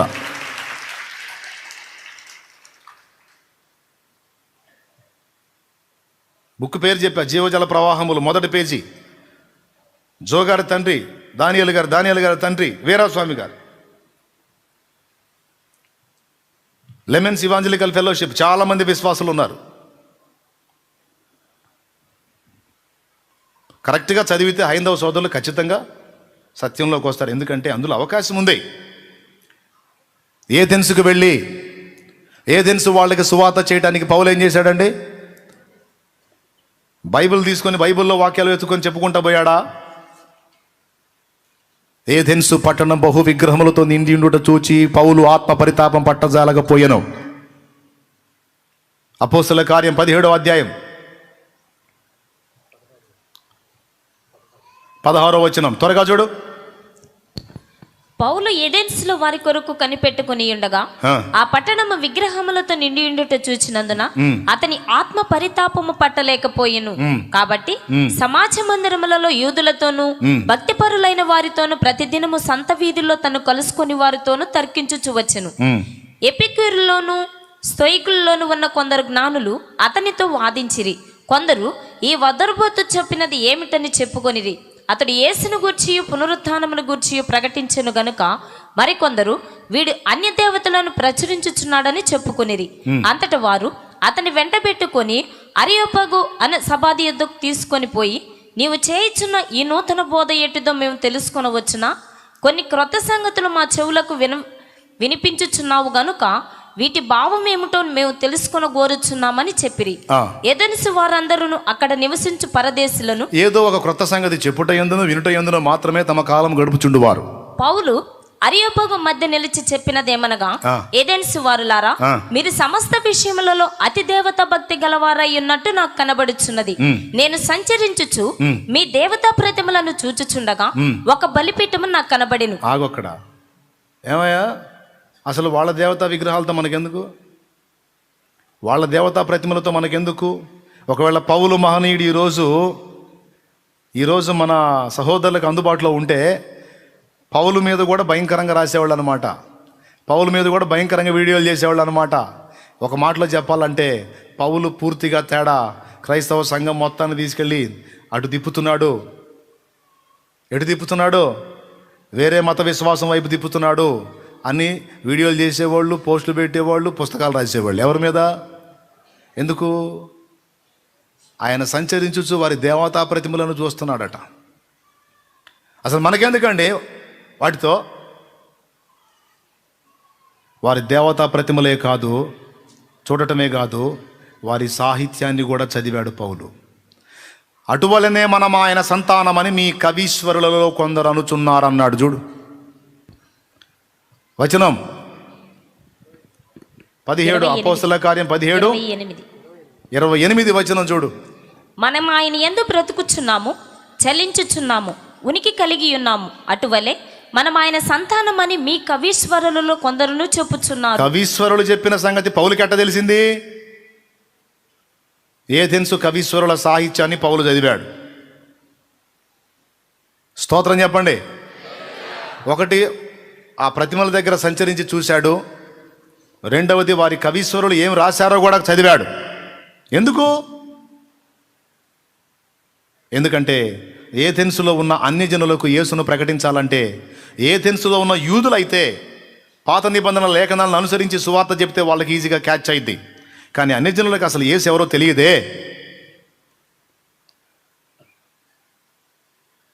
యేసును గురించి, పునరుద్ధానాన్ని గురించి చెబితే వాళ్ళు ఏమనుకున్నారట? వీడెవడో అన్య దేవతలను గురించి ప్రచురించుచున్నాడని అనుకున్నారు. ఎవరెవరు మీకు ఎట్లా అయిపోయిందా?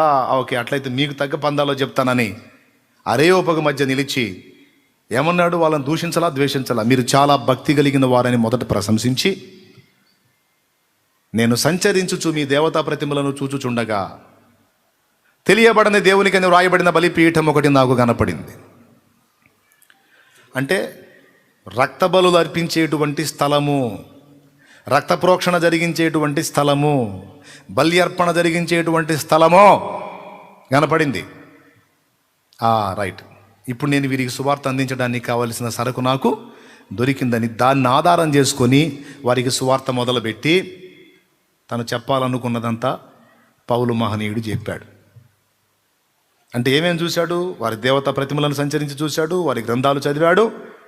అంతేకాదు అక్కడ ఉన్న వాటిలో రక్త బలులు అర్పించేటువంటి బలిపీఠాన్ని ఆధారం చేసుకొని అందులో నుంచి సువార్తకి వెళ్ళాడు. ఈరోజు మేం చేస్తుంది అదే పనిగా.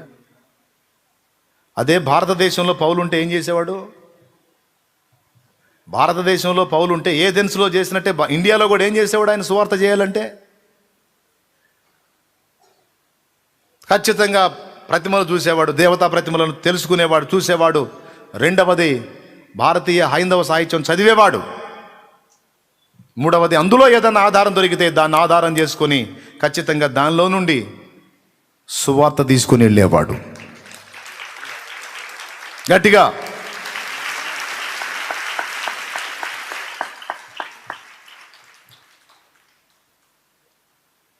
మీకు ధైర్యం లేదు, మీకు దమ్ము లేదు, మీకు గుండె లేదు, మీరు వెళ్ళరు వాళ్ళ మధ్యలోకి. మీరు వెళ్ళరు వాళ్ళ మధ్యలోకి. ఎందుకు భయం? పాప మా పెద్ద ఆయన ఈ సలహా చెప్పాడండి. అందరూ బొట్లు పెట్టుకొని నీకు బయలుదేరండి అని కాదు.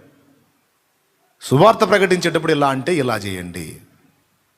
అలాగే భర్త ఒప్పుకోడు, బొట్టు పెట్టుకోపోతే ఊరుకోడు అంటే కాస్త సిలువాకారం వచ్చేటట్టు పెట్టుకోమ్మా. కొంచెమన్నా కొద్దిగా మనశాంతిగా ఉంటుంది.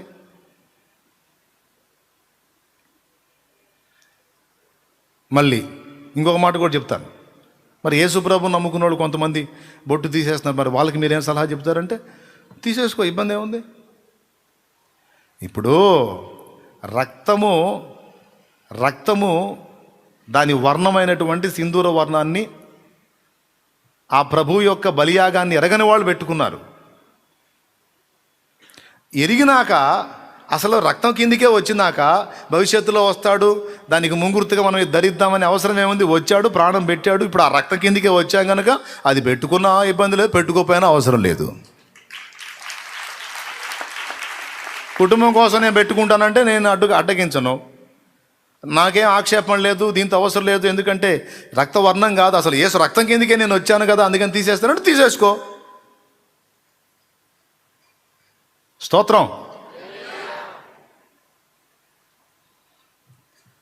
నేను గమనిస్తూ ఉన్నా ఏమేమి మాట్లాడతారు, ఎవరెవరు ఏమేమి మాట్లాడతారు అని అన్నీ అబ్జర్వ్ చేస్తూ ఉన్నా. ఎవరి కడుపులో ఏమేమి ఉంది, ఏదో దొరికిందో ఒక టెంకాయ, దాన్ని చూసుకొని నీకు ఏమేమి ఉతుకుతారనేది గమనిస్తూ ఉన్నాను నేను.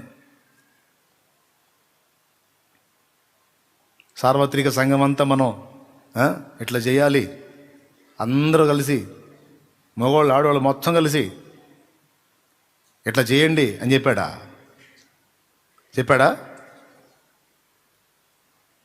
హైందవుల మధ్యలోకి సువార్తకు వెళ్ళేటప్పుడు నువ్వు ధరించి వెళ్ళినా ఇబ్బంది లేదు, లేకపోతే ఎవరన్నా వచ్చి మా బొట్టు పెట్టుకుంటే దాన్ని ఇలాగా. నేను చెప్తున్నా, ఒకవేళ ఆయన మిస్ అయితే నేను చెప్తున్నా, ఒకవేళ పెడతానని నీ ముందుకు వస్తే, ఆయన చెప్పాడులే, నేను కూడా చెప్తున్నా, ముందుకు వస్తే పెట్టమను, ఒక నిలువ ఒక అడ్డు. ఒకవేళ వాళ్ళు మేము చుక్కబట్టే పెడతా ఉంటే పెట్టని, దాన్ని కిందికను నిలువుకొయ్యి వచ్చింది, దాన్నే కొంచెం ఇటుటను అడ్డకొయ్యి వచ్చింది, రెండు కలిపితే సిలువ అయింది. ఆ సిలువలో ఏం జరిగిందో చెప్పు. సిలువలో ఏం జరిగింది? సిలువలో దేవుని గొర్రెపిల్ల బలి అయింది. సిలువలో బలి అయిన దేవుని గొర్రెపిల్ల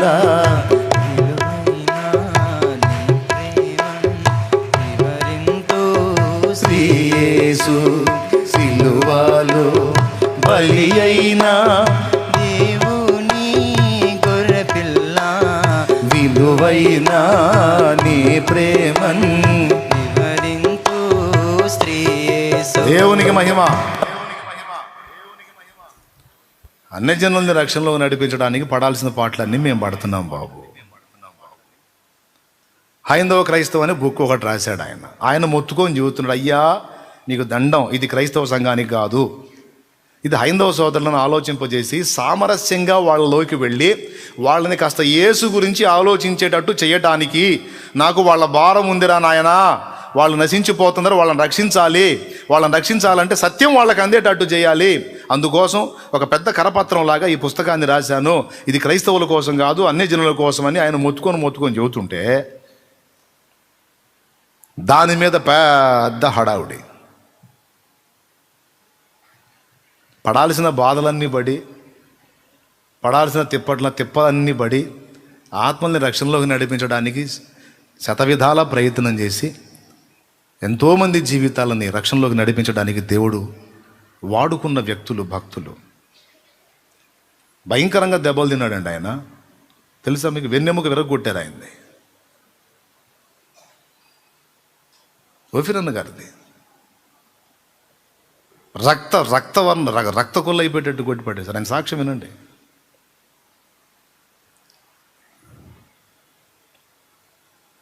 వాళ్ళ మధ్యలోకి వెళ్ళి ప్రకటించి, నన్ను బండబూతులు, నేను మైక్ తీసుకొని మాట్లాడుతుంటే ఈ పక్కన వచ్చి నిలబడి చండాలపు కూతలు, నేను చెప్పలేను నోటితో. అదే లోకానుసారంగా ఉంటే, మారు మనసు లేకుండా ఉంటే ఆ మైకు పిన్ను తీసి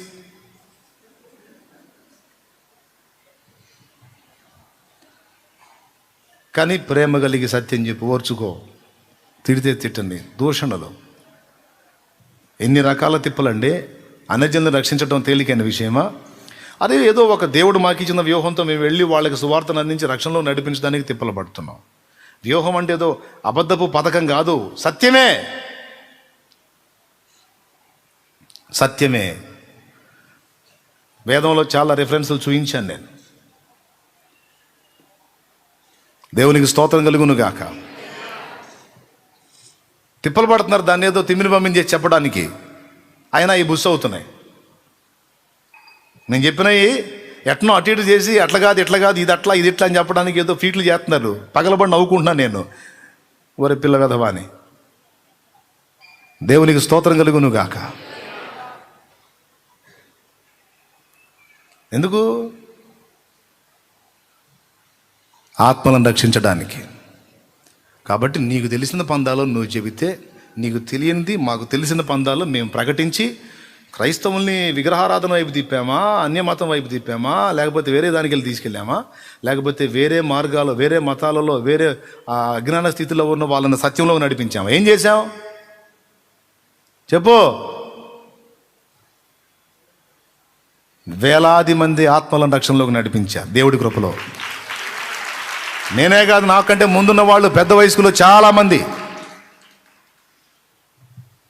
హైందవ సాహిత్యంలో చెప్పబడిన విషయాలను యూజ్ చేసి వాళ్ళకి సువార్తను అందించి, వాళ్ళ దేవీ దేవతలను దూషించకుండా, విమర్శించకుండా, ఎగతాళిగా మాట్లాడకుండా, హేళన చేయకుండా ప్రేమగా వాళ్ళకి, అయ్యా మీరు మొక్కుతున్న వారే, వాళ్ళు కూడా మీ వంటి వారే, మనం వారం ఒకటే, వాళ్ళు ఎవరికి మొక్కుతున్నారో ఆయన మీకు ప్రకటిస్తున్నాం. ఏసే ప్రజాపతి పరమేశం, ఏసే ప్రజాపతి పరమేశం, భాసుర క్రైస్తవ శుభనామం. తండ్రి సువార్త సునాదముతో, తంజిలు సిలువ నినాదముతో, తంబుర సితార నాదముతో, ప్రభు యేసు దయానిధి సన్నిధికి, ప్రభు యేసు దయానిధి సన్నిధికి. అరే వాళ్ళ సాహిత్యంతో మనకెందుకు అంటారు? తెలివి తక్కువ. స్వామి వివేకానందుల వారు ఏం చెప్పాడు? మానవ రూపంలో క్రీస్తు మూలంగా మాత్రమే మనం బ్రహ్మాన్ని గాంచగలం, లేకపోతే ఇంకెవరి వల్ల కాదన్నాడు. అవసరం లేదా నీకు ఇది? ఈ మాట నాకు ఉపయోగపడిద్ది.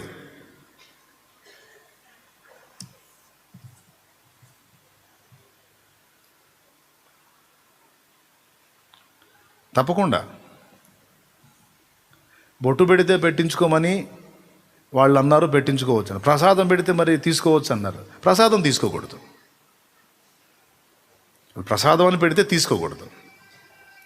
ఎందుకంటే బొట్టులో నుంచి సువార్త చెప్పే అవకాశం ఉంది, కానీ ప్రసాదంలో లేదు.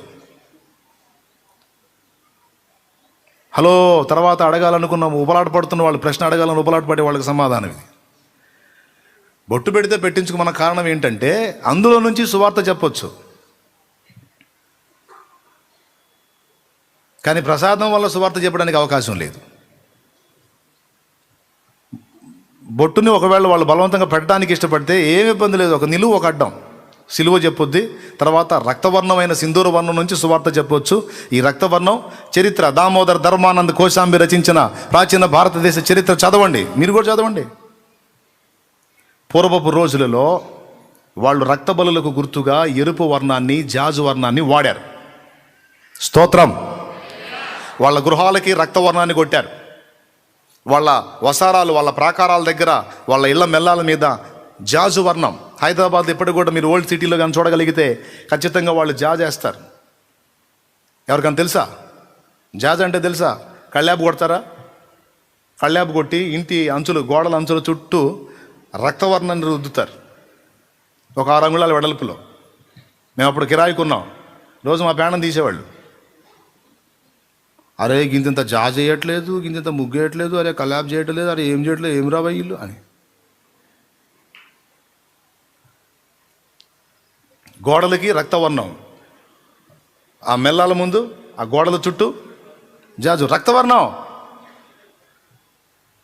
ఈ వాడారని దామోదర్ ధర్మానంద్ కోశాంబి గారు రచించినటువంటి ప్రాచీన భారతదేశ చరిత్రలో ఉంది. అంటే దేని గుర్తుగా యూజ్ చేశారు వాళ్ళు? రక్త బలులు. అంటే రక్తవర్ణం ఉంటే కీడు తప్పిపోతుంది, రక్తవర్ణం ఉంటే రక్షణ. ఎస్, మేము ఇప్పుడు అదే చెబుతున్నాం. రక్తవర్ణం దిద్దుకుంటే, రక్తవర్ణం పూసుకుంటే ఇంటికి ఒంటికి కీడు తప్పిపోయినట్టే. ఆత్మకు కీడు తొలగి నిత్య జీవం చేరాలంటే యేసు రక్తమే ఆధారం. యేసు రక్తమే ఆధారం. యేసు రక్తమే ఆధారం. యేసు రక్తమే ఆధారం.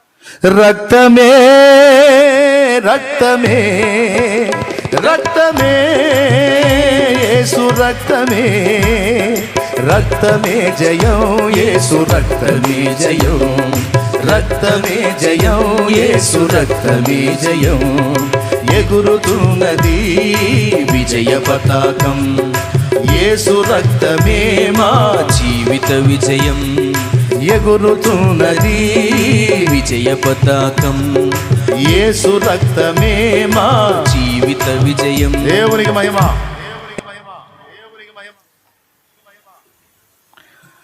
అది కూడా చెప్పే కదా ఇప్పుడు నేను. కొన్ని గ్రంథాలలో బొట్టు పెట్టుకున్నట్టు కూడా దేవుని పూజ చేసినట్టు అని ఉంది కదా. నిజమే, బొట్టు పెట్టుకునుట దేవుని పూజ చేసినట్టు. అంటే ఏ విధంగా పూజ చేశారు? అసలు ఆయన పూజ చేయటం అంటే ఏంటి? బొట్టు పెట్టుకుంటే దేవునికి పూజ ఎట్లయింది? కొంచెం కామన్ సెన్స్తో మనమని ఆలోచిద్దాం. బొట్టు పెట్టుకుంటే దేవుని పూజించినట్లు ఎట్లయింది? దేవుడికి పూజ అంటే ఏవో వేరే వేరే ఏర్పాటు చేయొచ్చు. ఇప్పుడు పూలు, పళ్ళు, కాయలు, లేదా ఇంకొకటి ఏదో చేస్తారు కదా. అర్పణ, తర్పణ, ఆకు పూజ, బిల్వాచం, తైలాభిషేకం, నెయ్యాభిషేకం, పాలాభిషేకం, పుష్పాభిషేకం, కోటి దీపార్చన, సహస్రార్చన, కుంకుమార్చన, కుంభాభిషేకం, పుష్కర స్నానం, పుణ్యనది స్నానం, గోదానం, భూదానం, అన్నదానం, వస్త్రదానం, బోల్డెన్ ఉన్నాయి.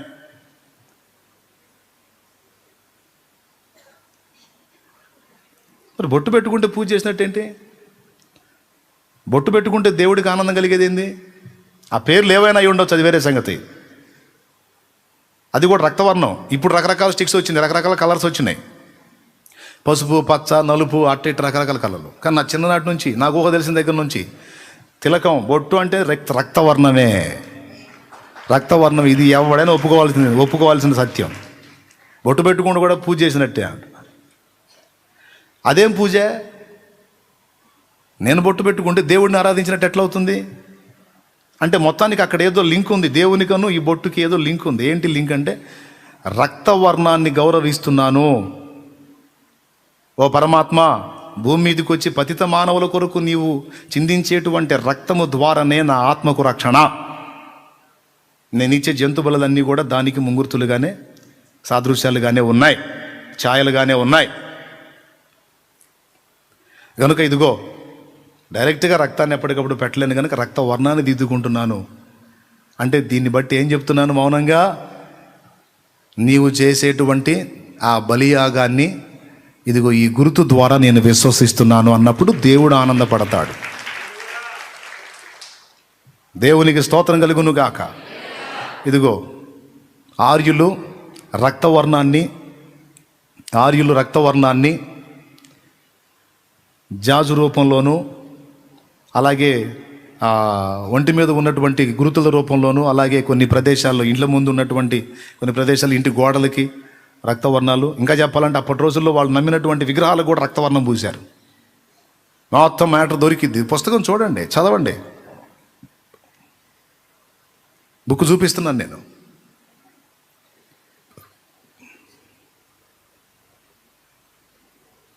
జూమ్ చేసి చూపించరా. దేవునికి స్తోత్రం కలుగును గాక. చూడండి.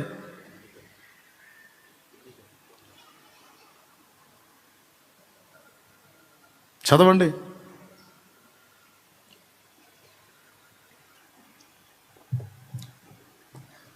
ఏదైనా ఒట్టిగా చెప్పడం కాదు, మొత్తం నేను అసలు దీన్ని ఎందుకు వాడారు, దీని రహస్యం ఏంటి, దీన్ని ఆధారం చేసుకుని సువార్త ఎట్లా చెప్పవచ్చు.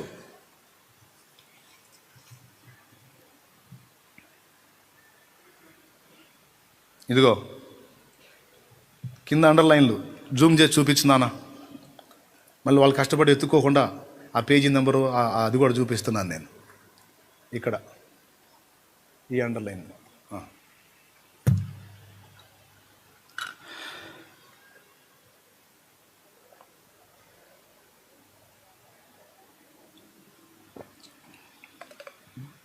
ఇటుపక్క బ్లూ ఇంక్, ఇటుపక్క అదో చూడండి, నేను చదువుతాను చూడండి, బాగా క్లోజ్ చూపించు. అలాగే జీవశక్తికి ప్రతిరూపమైన రక్తానికి చిహ్నంగా ఎరుపు రంగు వాడడం అనేది ఇతర రక్త బలుల నుంచి కూడా ఊహించవచ్చు.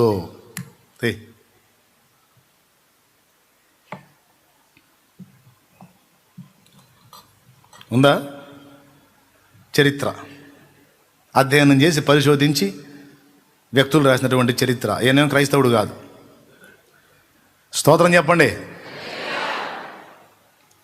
కాబట్టి బొట్టు పెట్టుకుంటే దేవుడు ఏది రక్తవర్ణాన్ని దిద్దుకుంటే దేవుడు ఎందుకు ఆమోదిస్తున్నాడు, ఎందుకు దాన్ని పూజగా గౌరవించాడు దేవుడు, అందులో కూడా లాజిక్ ఉంది. ఇంతకు రక్తవర్ణాన్ని ఆమోదించిన ఆ దేవుడు ఎవరో? నీ ఇంటి గడపల మీద గుమ్మాల మీద రక్తాన్ని భూయమన్న దేవుడు ఎవరో?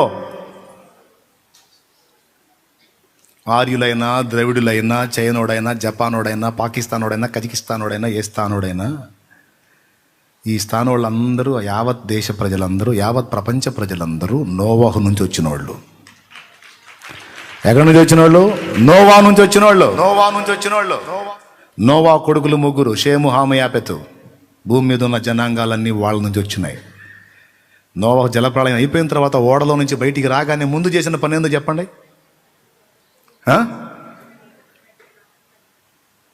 బలులు అర్పించుట. పరిశుద్ధ పశువుల్లోంచి, పక్షుల్లోంచి కొన్నిటిని తీసుకొని దేవునికి బలి అర్పించాడు. ముగ్గురు కొడుకులు చూశారు, తర్వాత వాళ్ళకి పిల్లలైనారు. ఆ పారంపర్యం అందరికీ వచ్చింది. ఏమని వచ్చింది? మనం పరమాత్మ ఆమోదం పొందాలంటే, దేవుణ్ణి సమీపించాలంటే రక్త ప్రోక్షణం తప్పనిసరి.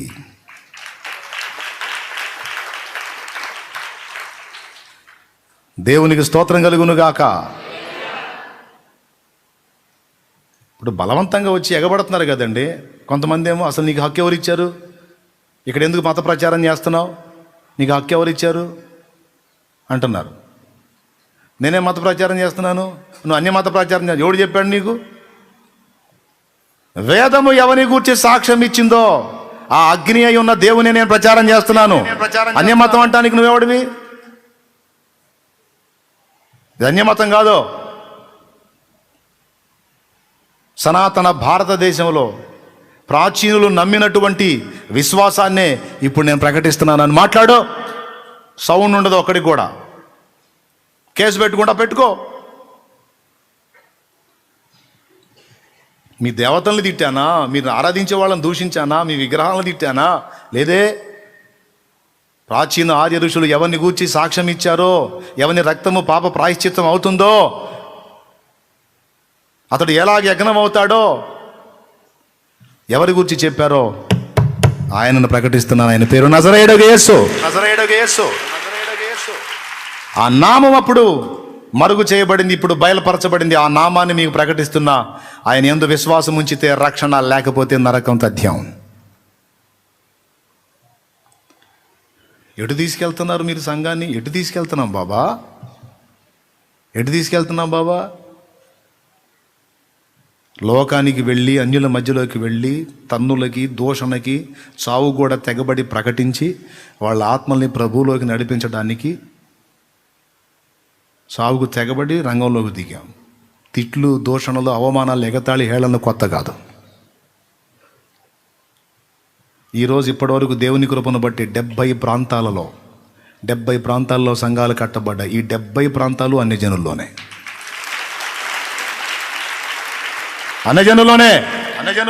మరి ఎగతాళి చేసేవాళ్ళు, విమర్శించేవాళ్ళు, హేళన చేసేవాళ్ళు అన్ని జనుల మధ్య ఎన్ని ప్రాంతాల్లో వెళ్ళి ఎంతమంది మధ్యలో నువ్వు సువార్త చేసావు? ఎంతమంది రక్షణ నడిపించావు?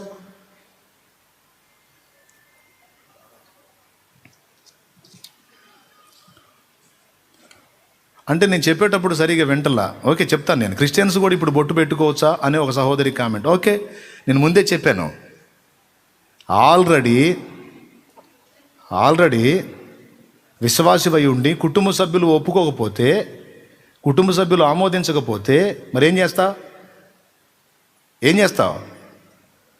ఒకవేళ కుటుంబ సభ్యులతో నీకేం ఆక్షేపణ లేకపోతే, భవిష్యత్తులో ఆయన వచ్చి బలి అయ్యేదానికి ముంగుర్తుగా వాళ్ళు రక్తవర్ణమైన సింధూరాన్ని దిద్దారు. ఆ బలి అయిపోయింది, ఆయన రక్తం కిందికి నువ్వు వచ్చావు కనుక ఇప్పుడు నువ్వు అది పెట్టుకోకపోయినా ఇబ్బంది లేదు అని చెబుతున్నాను నేను. క్రిస్టియన్స్ పెట్టుకోవచ్చా, పెట్టుకోకూడదా అంటే అవసరమైంది. క్రీస్తు రక్తంలో కడగబడ్డాం కదా. సువార్త చేయాలి, అన్ని జనుల మధ్యలోకి వెళ్ళాలి. అవసరమైతే వాళ్ళు ఒకవేళ నిన్ను బొట్టు పెడతానని ముందుకు వస్తే వాళ్ళు వచ్చేదానికి ఇబ్బంది లేకుండా ముందే ఒక సిలువ గుర్తు తగిలించిపో. అది ఎందుకు? వాళ్ళ మధ్యలో సువార్తను తీసుకెళ్ళడానికి. నువ్వైతే ఆ రక్తవర్ణాన్ని కాదు, రక్తము చిందించిన పరమాత్మనే ఎరుగున్నావు. నువ్వు అలంకరణగా కానీ దానివల్ల నీకు రక్షణని కానీ నేను చెప్పలేదే. అన్ని జనుల మధ్యలోకి వెళ్ళాలని నీకు అది ఉపయోగపడితే అయితే పెట్టుకో. ఎందుకు? వాళ్ళ మధ్యలోకి వెళ్ళి సువార్త చేయడానికి నీకు దోహదపడిద్ది అంటే ఓకే. ఒకవేళ వాళ్ళు పెడతామని ముందుకు వస్తే పెట్టమను. ఒక నిలువు బొట్టను, ఒక అడ్డబొట్టు ఉండి కలిపితే సిలువ గుర్తు. రైట్, ఇప్పుడు నువ్వు పెట్టింది సిలువ, నువ్వు ఉపయోగించిన వర్ణం ఎరుపు, ఇది యేసు రక్తాన్ని చూపిస్తుంది. ఇదిగో ఈ సిలువ గుర్తు, నువ్వు ఏదైతే సిలువ గుర్తు పెట్టావు, ఈ గుర్తు మీద, ఈ సిలువ మీద యేసు చిందించిన రక్తమే నీ రక్షణకు ఆధారం అని చెప్పు. దేవునికి స్తోత్రం కలుగును గాక. మళ్ళా పెట్టుకొని వినండి, మీకేం కన్ఫ్యూజ్ ఉండదు. ఎందుకంటే అన్ని కోణాలలో ఆచి తూచి మనసులో తర్కించుకొని మాట్లాడుతుంది. ఒక్కటేనండి, టోటల్గా ఒక మాటలో చెప్పాలంటే ఒక్కటే. మా భారం అన్ని జనులలో నుండి ప్రజలను ప్రభు వైపుకు త్రిప్పాలి. నశించిపోతున్న జనాంగాలని ఎట్లనన్నా కష్టపడి కన్విన్స్ చేసి సువార్త చెప్పి వాళ్లకు క్రీస్తు రక్తాన్ని అర్థమయ్యేటట్టు చేయాలి. ప్రభు రెక్కల కిందికి వాళ్ళని తీసుకొని రావాలి. ఇది మా భారం. దీనికోసం చావటానికైనా సిద్ధం.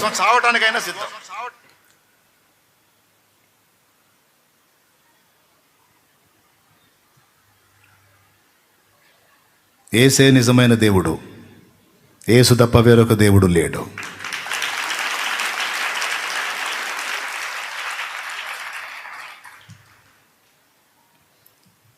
ఈ సత్యాన్ని ప్రజల్లోకి తీసుకెళ్ళడానికి ఖురాను ఉపయోగపడితే దాన్ని ఉపయోగించుకుంటా, వేద సాహిత్యం ఉపయోగపడితే దాన్ని ఉపయోగించుకుంటా, బొట్టు ఉపయోగపడితే దాన్ని ఉపయోగించుకుంటా, నా సువార్తకి బైబిల్ గ్రంథానికి అడ్డు లేకుండా ఉన్న వాటన్నిటిని ఉపయోగించుకుంటా.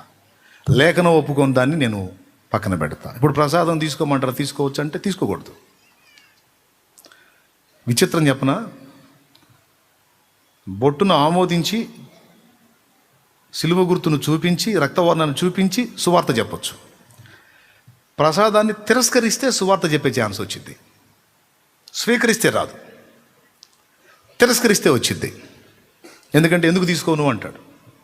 అప్పుడు ఒక అరగంట టైం ఇవ్వండి సార్ చెప్తాను. దేవునికి స్తోత్రం కలుగునుగా. అర్థమైందని చెప్పింది. అట్లా అడగండి, ఇంకా డౌట్స్ ఉంటే అడగండి, వేసి పడేసేయండి, ఇప్పుడే రెడీ. దేవునికి స్తోత్రం కలుగును గాక. తీర్చుకోండి ఇప్పుడే ధర్మ సందేహం. నేనేమన్నా వేరే మత సంబంధినే? యేసు సంబంధిని. ఇప్పుడు చూడండి, ఇప్పుడు ఆయనకు తగ్గ వ్యూహంలో ఆయన ప్రయాణం చేస్తున్నాడు, నాకు తగ్గ వ్యూహంలో నేను ప్రయాణం చేస్తున్నాను. మరి కొంతమంది వాళ్ళకు తగ్గ వ్యూహంలో వాళ్ళు ప్రకటిస్తున్నారు. అందరూ కలిసి ఏం చేయడానికి? సంఘం క్షేమంగా ఉండటమే కాదు, సంఘం అభివృద్ధి చెందాలి, అనేక ఆత్మల రక్షణలోకి రావాలి. దేశం కోసం ఏడుస్తున్నాం, దేశం కోసం ప్రార్థన చేయటమే కాదు, వ్యూహాత్మకంగా వెళ్ళి వాళ్ళలోకి వెళ్ళి సువార్త చెప్పాలి. సాధు సుందర్ సింగ్ గారు ఏం వేసుకున్నాడో ఎందుకో దాన్ని ఒక్కడాన్ని ఎత్తి చెప్పడేంది నాకు అర్థం కాదు.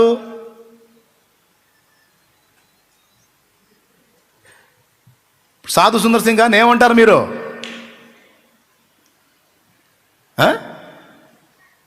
అమ్మ ఆయన గొప్ప, ఆయన అంటే మళ్ళీ జనం తిడతారు కదా, అందరూ తిడతారు కదా, అందుకని ఆయన జోలికి పోరు. దేవునికి స్తోత్రం కలుగును గాక. నాకు మనసు ఉండి నాకు ప్రేరణ కలిగితే అట్ట తయారవుతా అవసరం అయితే నేను అయ్యే వేసుకొని తిరుగుతా నా దేశం కోసం. ప్రజెంట్ అవసరం లేదు, ఎందుకంటే అవకాశాలు దొరికినాయి, వేరే సాహిత్యాల్లో సరకు దొరికింది కాబట్టి ఇంకా అట్లా అవసరం లేదు. అవసరం అనుకుంటే అనుసరిస్తాను నేను సాధు సుందర్ సింగ్ గారిని, కాదని ఎవడనగలడు? కాషాయం వేసి సువార్త ప్రకటించిన వాడు, రక్తము కారుచున్న పాదాలు గలవాడు గొప్ప దైవజనుడు అయితే అదే నేను వేస్తే నేను ఎందుకు తేడా అవుతా? సచ్చినట్టు నన్ను కూడా ఒప్పుకోవాలా? అట్నే తల కూడా చుట్టుకుంటా, అట్నే వేసుకుంటా. టెన్షన్ పడవాకండి, ప్రజెంట్ వేసుకోనిలే. దేవునికి మహిమ. ఏమి లేదండి, అసలు సమస్యే కాదు, అది సమస్యే కాదు. కరోనా గురించి ఎలాగైతే హడావుడి ప్రచారం జరుగుతుందో, ఇలాంటి చిన్న చిన్న విషయాల గురించి కూడా గొప్ప ప్రచారాలు హైప్ తీసుకెళ్ళి అనవసరంగా ఒకడి మీద ఒకడు దుయ్యబట్టుకొని ఒకడినొకడు ద్వేషించుకొని అనవసరంగా గుడ్డలు దించుకోవటం, ఏదో వాడు అన్నట్టు జోకులు అన్నట్టు ఉరించోవటమను వస్త్రాలు దించుకోవటం అన్నట్టు తప్ప ఏమి లేదు ఆడ. అన్నీ పక్కన పెట్టి ఎవరి వ్యూహంలో వాళ్ళు కష్టపడి అన్ని జనులకు సత్యాన్ని ప్రకటించి రక్షణ నడిపిస్తున్నారని గుర్తించి మీకు తగ్గ మార్గంలో మీరు ప్రకటించండి. ఆ పెద్ద ఆయన తగ్గ మార్గంలో ఆయన తిప్పలు పడతాడు, నాకు తగ్గ మార్గంలో నేను తిప్పలు పడతాను. అందరం కలిసి ఏకమయ్యి ఆత్మ కలిగించి ఐక్యతను కాపాడుకొని సువార్త ప్రకటిద్దాం, ఆత్మలను రక్షిద్దాం. ఇప్పుడు నాకు అర్థమైంది, నీకు అర్థం కాల. నీకు అర్థమయ్యేవాడు చెప్పినా నీకు అర్థం కాదు, ఎందుకంటే ఆ వయసు లేదు నీకు. అర్థమైందా? ఆ వయసు లేదు. 10వ తరగతి పాఠాలు 2వ క్లాస్లో ఉన్నోడికి ఏమర్థం అవుతాయి? 10వ తరగతి పాఠాలు 5వ క్లాస్కి వచ్చినోడు కూడా అర్థం కావు, 6కు వచ్చినోడు కూడా అర్థం కావు, 7కు వచ్చినోడు కూడా అర్థం కావు.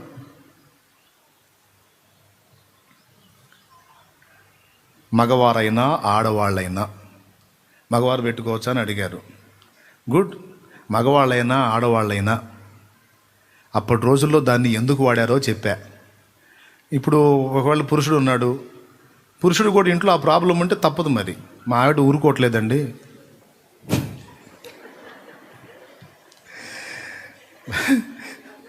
బొట్టు పెట్టుకోకపోతే నీకు విడాకులు ఇస్తుందని మా ఆవిడ అంటుందండి, అందుకని మరి ఇక పెట్టుకుంటానండి అని అంటే పెట్టుకో. నువ్వు చర్చికి వెళ్తే బొట్టు తీసేయాలనుందా? బొట్టు తీస్తే నీకు విడాకులు ఇస్తానని నీ భార్య అంటే సోదరా పెట్టుకో.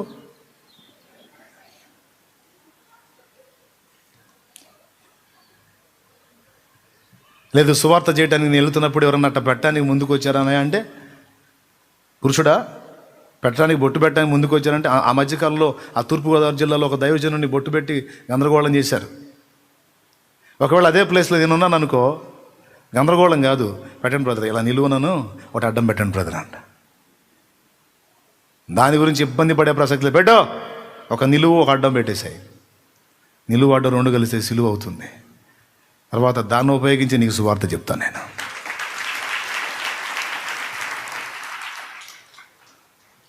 దేవునికి మహిమ కలుగును గాక. ఇప్పుడు ఆడవాళ్ళు పెట్టుకోండి, మగవాళ్ళు పెట్టుకోండి, అందరూ పెట్టుకోండి అని కాదు నేను చెబుతుంది. మీకు మా గొడవ అర్థం కావటల్లా. అన్ని జనుల మధ్యలోకి వెళ్ళి వాళ్ళు ప్రభువులోకి వచ్చేటప్పుడు వాళ్ళని రక్షించడానికి వెళ్ళినప్పుడు ఇట్లా హడావుడి చేస్తే, మీరు ఇలా చెప్పండి, ఇలా చేయండి, వాళ్ళు తెల్లముఖం వేసుకొని చూస్తారు, ఇక వాళ్ళకి సౌండ్ ఉండదని చెప్పి ఒక ఆలోచన. రెండవది, కుటుంబంలో వ్యక్తులు మారు మనసు పొందకుండా నీకు బొట్టు తప్పనిసరి అయితే అదేదో కొంచెం సిలువాకారం వచ్చేటట్టు పెట్టుకుంటే ఇటు సంఘంలో అటు అవుట్ సైడ్ కూడా ఒక సాక్ష్యంగా ఉంటుందని మా పెద్ద ఆయన చెప్పాడు. అందులో నష్టం ఏముందో నాకు అర్థం కావటల్లా. భయంకరమైన దుర్బోధలు జరుగుతుంటే, భయంకరమైన అబద్ధ బోధలు జరుగుతుంటే వాటి మీద ఎవరూ స్పందించరు. ఇది ఒక గోరు లాంటి విషయం. దీన్ని తీసుకుని వాయి మొత్తం అంతా అయిపోయినాయి.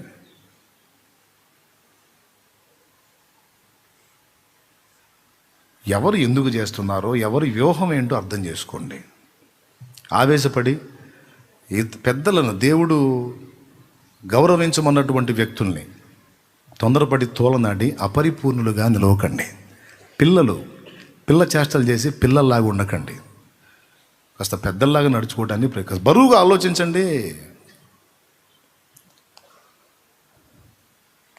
ఆయనైనా నేనైనా ఇంకా ఎవరైనా బైబిల్ను ఉపయోగించి మాత్రమే కాకుండా హైందవ సాహిత్యాన్ని ఉపయోగించి ప్రకటించిన వాళ్ళు ఎంతమంది క్రైస్తవులు అన్యులుగా మార్చారండి? ఎంతమంది క్రైస్తవుల్ని అన్యులుగా చేశారు? క్రైస్తవులను అన్యులుగా చేశారా, అయితే అన్యుల్ని క్రైస్తవులుగా చేశారా?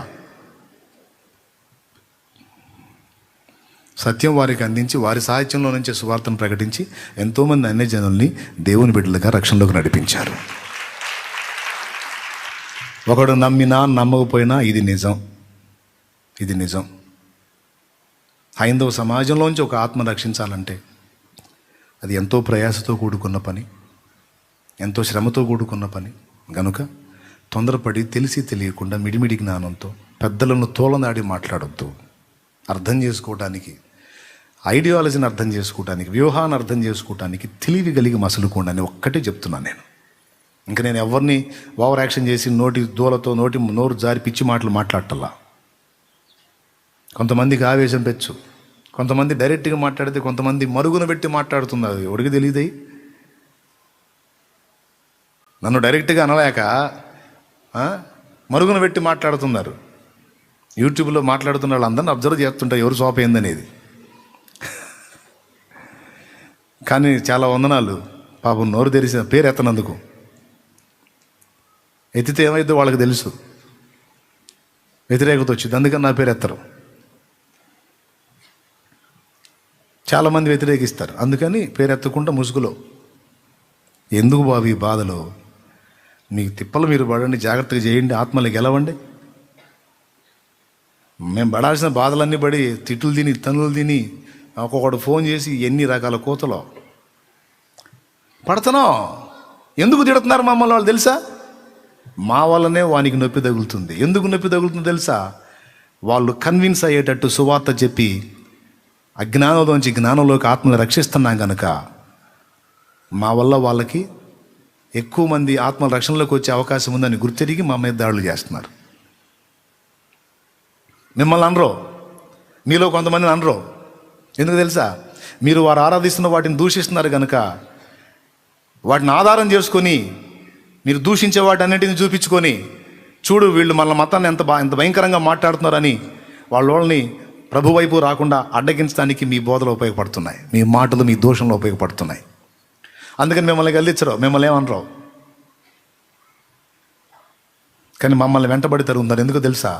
మేము వాళ్ళని తిట్టకుండా, దూషించకుండా, పనికిమాలిన మాటలు మాట్లాడకుండా వారి సాహిత్యాన్ని ఉపయోగించుకొని, వారి పెద్దలు మాట్లాడిన మాటలే ఉపయోగించుకొని సువార్త ప్రకటిస్తున్నాం కనుక మా మాటలతో హైందవ సమాజం కన్విన్స్ అయ్యిద్ది కనుక మా వల్ల వాళ్ళకి ఎక్కువ తలనొప్పి. అందుకే బెదిరింపులు అన్నిటికీ తట్టుకొని నిలబడ్డావాడ. ఆత్మల భారం ఉంది. పాటలు పాడటం కాదు, నిజంగా భారంతో ప్రయాసపడుతున్నాం. దేవా దర్శించు మా దేశం, మా భారతదేశం. విజ్ఞాపనలు చేశాము మా దేశ ప్రజల కోసం. దేవా దర్శించు మా దేశం, మా భారతదేశం.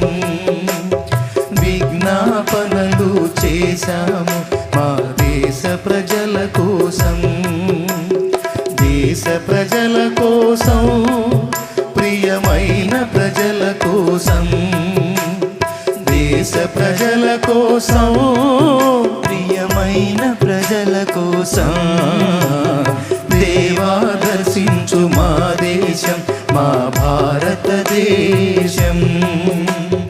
విజ్ఞాపనలు చేశాము మా దేశ ప్రజల కోసం.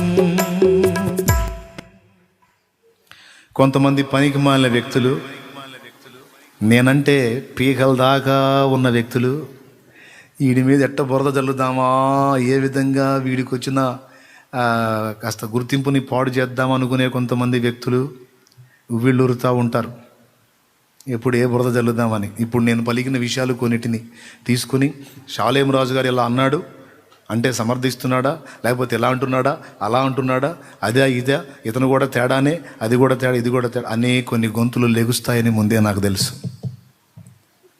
అయితే లేవనివ్వండి, అననివ్వండి. నిజంగా నా భావాన్ని గుర్తెరిగి, నా వ్యూహాన్ని గుర్తెరిగి, నా భారాన్ని గుర్తెరిగి, అన్ని జనులను రక్షించాలన్న నా తపనను గుర్తెరిగి, నా భారంలో పాలి భాగస్తులైన వాళ్ళు ఎంతమంది ఉన్నారో ఆ నీతిమంతులు, అది 10, 20, 100, 1000, 1,00,000, కోటి ఎంతమంది ఉన్నా అంతమంది మాత్రం చాలు నాకు.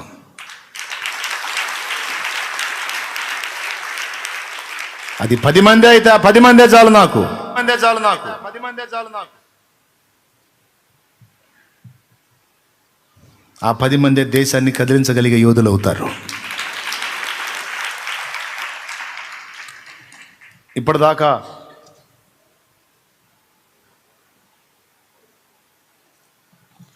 వాళ్ళు బొట్టు పెట్టుకోమంటే పెట్టుకోమన్నారు. సువార్త చెప్పడానికి అవకాశం ఉంటుంది కదా, రేపు జై శ్రీరామ్ అనమంటారు. మరి బాబు ముందే చెప్పాను కదా నేను, ప్రసాదం తిరస్కరించాల్సిందే, జై శ్రీరామ్ కూడా తిరస్కరించాల్సిందే. ఒకవేళ రాముడి చరిత్ర నిజమైతే మనతో పాటు ఒక సామాన్య మానవుడని ఆ చరిత్ర చెప్పింది, కానీ సృష్టికర్త అయిన దేవుడని చెప్పలేదు. ప్రశ్న అడిగేటప్పుడు కొంచెం ఆలోచించండి. బొట్టు పెడతామంటే పెట్టించుకోమంటున్నారు కదా, ఎందుకు పెట్టించుకోమంటున్నా, ఏం పెట్టించుకోమంటున్నా, ఎట్లా పెట్టించమంటున్నా? రావాలా, ఈ ప్రశ్నలు రావాలా. శ్రీరామ్ అనమంటారంటే అనమని చెబుతానా? జై శ్రీరామ్ అనమంటే జై యేసు రక్తమే జై అను.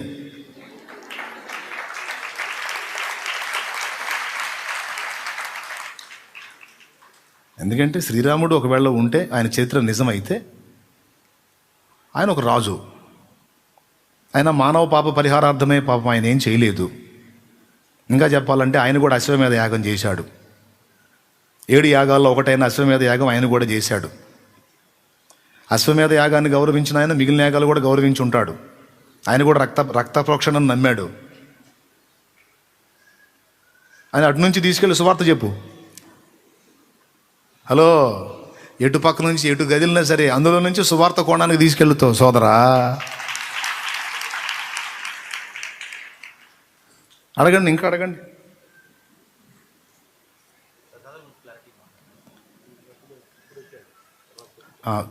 ఇప్పుడు ఎవరన్నా ప్రసాద గురించి క్లారిటీ ఇవ్వమంటే ఇప్పుడు వచ్చినట్టు మీరు ముందుకు కొంచెం తర్వాత అయిపోయిన తర్వాత పెట్టుకొని వినండి. ఏది చేసినా ఏది చెప్పినా సంఘక్షేమం మాత్రమే గాక సంఘము అభివృద్ధి చెందడానికి, ఆత్మ రక్షణ కొరకు,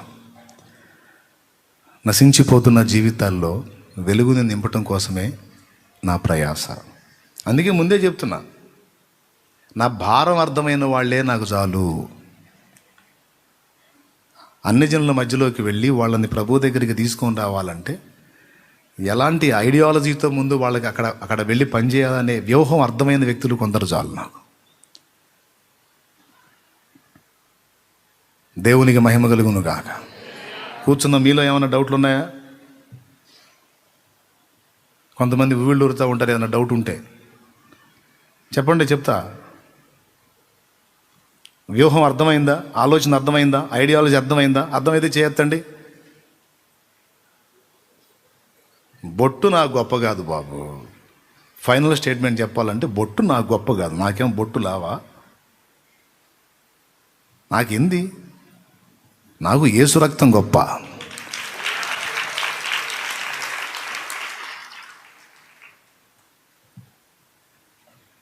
వేదం నాకు గొప్ప కాదు, కానీ వేదంలో చెప్పబడినటువంటి యేసుని కూర్చున్నటువంటి సాక్ష్యాలు ఏవైతే ఉన్నాయో అవి నాకు గొప్ప. ఎందుకంటే నేను నమ్మి ప్రకటించి ఎవరి రక్తము రక్షణాధారమై ఉన్నదో ఆ యేసును కూర్చున్న సూచనలు కొన్ని అందులో ప్రస్తావించబడ్డాయి కనుక ఆ మాటలు నాకు గొప్ప. నా బైబిల్ గ్రంథంలో చెప్పినటువంటి మ్యాటర్లు కొన్ని అందులో ఉన్నాయి. కొంతమంది మతోన్మాదులు ఏమంటున్నారు, అసలు మా వాటిల్లో మీ సంగతులు ఎందుకు ఉంటాయి, మా వాటిల్లో మీ సంగతులు ఎందుకు ఉంటాయి అంటే, ఎందుకు వచ్చిందో నువ్వే ఆలోచించుకో. భవిష్య పురాణంలో ఆదాం హవ్వల గురించి ఉంది, నోవా జలప్రళయాన్ని గురించి ఉంది. ఎందుకు రాసుకున్నావు మరి? ఎందుకు రాసుకున్నావు? ఆ పురాణాన్ని పక్కన పెట్టి మరి. భవిష్య పురాణంలో ఉంది ఆదాముని ఆదాముడట, హవ్వ పేరు హవ్యవతి, ఆదాముడు హవ్యవతి. నోవాహు పేరు న్యూహోడు టైంలో భూమి జలావరణమైందని చెప్పాడు. మేమేదో వాళ్ళతో వాదిస్తున్నాం, మాట్లాడుతున్నాం, ప్రకటిస్తున్నాం. మళ్ళీ నన్ను ప్రశ్నలు అడిగే వాళ్ళకి ఒక్కటే మాట చెప్తున్నా, దేవుడు మాకు అందించినటువంటి ఐడియాలజీలో మేము వెళ్ళి వాళ్ళని ప్రభువునొద్దకు రక్షణలోకి నడిపించడానికి కష్టపడుతున్నాం. మీకే కొంచెం బుర్ర ఉన్నా అర్థం చేసుకొని సహకరించండి. వెర్రితనంగా ఆలోచించి దేవుడు ఏర్పరిచినటువంటి వ్యక్తులను తొందరపడి తోలనాడి శాపగ్రస్తులు కాకండి. దేవునికి స్తోత్రం. రాకడ సమీపమై ఉంది, అంతటా అందరూ మారు మనసు పొందాలి. నేను చెప్తున్నాను కదా, దేన్నైనా వాడతా. యేసు అనే 2 అక్షరాలు కలిగిన ఆ వ్యక్తిని ఎదుటి వాళ్ళ హృదయంలోకి పంపటానికి ఏది దొరికినా వాడతా.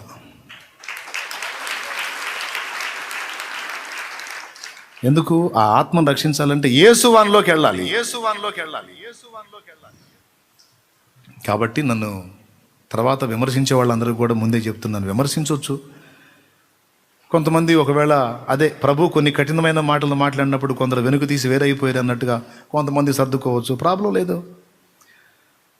లైవ్లో నన్ను ఫాలో అయ్యే వాళ్ళు మొత్తం పోయినా, ఇదిగో నా సంఘము, నా ప్రాణంలో ప్రాణమైన నా బిడ్డలు చాలు నాకు.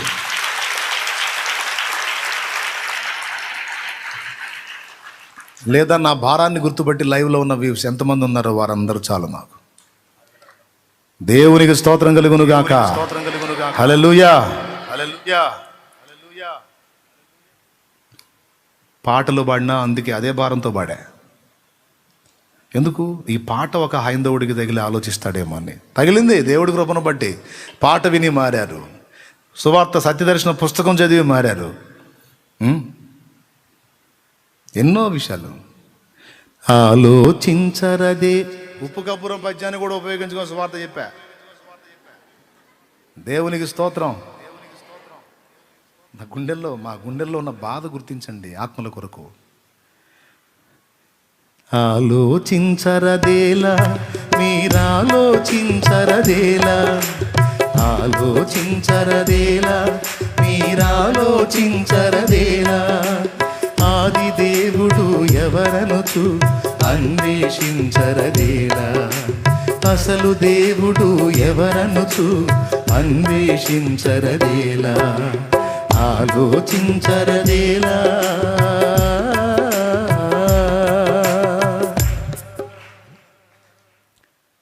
వాయమైన టైం 2 అయిపోయినాయి. యేసు రక్తమే చేయాలి. హల్లెలూయా. ఆ పాట వినండి. ఉప్పు కర్పూరం ఒకటిగా ఉన్న రుచుల జాడలు వేరన్న, దైవములనబడు వారెవరున్న అసలు దేవుడొకడేనన్న. ఉప్పు కర్పూరం ఒకటిగా ఉన్న రుచుల జాడలు వేరన్న, దైవములనబడు వారెవరున్న అసలు దేవుడొకడేనన్న. పురుషులలో పుణ్య పురుషుడు ఎవరు, యోగుల మదిలో మెదిలిన దేవుడు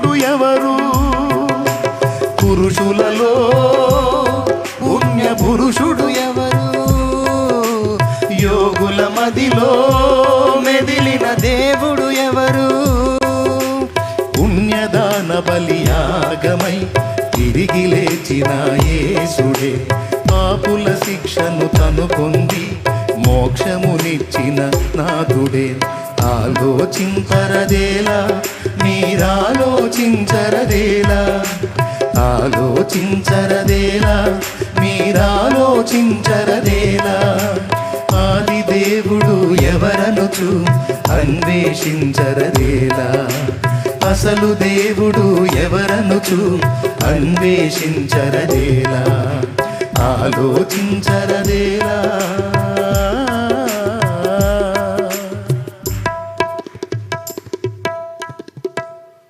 దేవునికి మహిమ.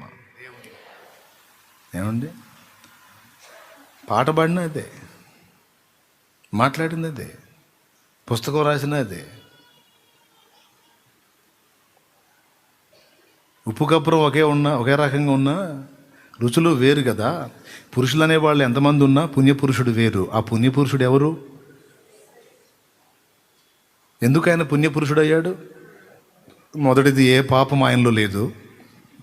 రెండవది, అందరి పాపముల కొరకు ఒకే ఒక్క బలియాగం. ఆ ఒక్క బలియాగం పాపులమైన మనందరికీ పుణ్యమయ్యింది. ఆయన రక్తమును ఆశ్రయించిన పాపాత్ముడు ఆయన రక్తములో కడగబడిన వాడై పుణ్యాత్ముల లెక్కలో చేర్చబడి పరిశుద్ధుడవుతున్నాడు. అలా మార్చగలిగిన వాడు యేసు ఒక్కడే.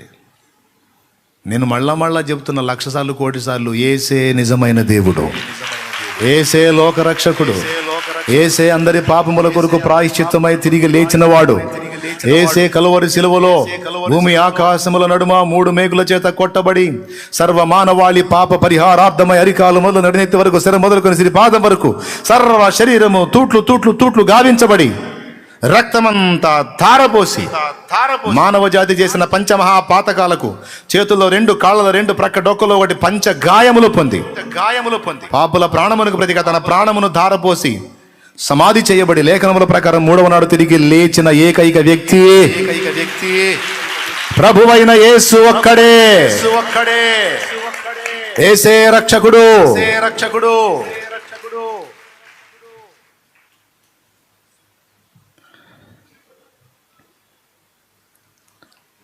మన పెద్దలు చూడు, వీళ్ళేమో బొట్టు పెట్టుకున్నా పర్వాలేదని చెప్పొచ్చు. పాప పెద్ద ఆయనేమో ఒట్టి బొట్టు ఎందుకు సిలువాకారంలో పెట్టుకుని అంటేనేమో దోష అయ్యాడు. ఎంత అన్యాయం అండి. తిట్టేవాళ్ళు అందరిని కలిపి తిట్టండి, తిట్టేవాళ్ళు అందరిని కలిపి తిట్టండి. పాప ఒక్కడు దొరికాడు, బొట్టు పెట్టుకు మనల్ని కూడా తిట్టండి. మరి తిట్టరు మీరు, ఎందుకు తెలుసా? తప్పదు, ఆమోదించాలి అక్కడ. క్యా భయ్యా, దేవునికి స్తోత్రం కలుగును గాక. హల్లెలూయా. మామూలు బొట్టు పెట్టుకోవచ్చు, ఏం పర్వాలేదు అన్నోడిని తిట్టు నువ్వు అసలు లెక్క తిట్టాలంటే. దాన్ని అట్లెందుకు సిలువాకారంలో పెట్టని క్రీస్తును చూపించని చెప్పి అన్నోడిని ఎందుకు తిట్టాలి నువ్వు? మైండ్ పోయింది నీకు.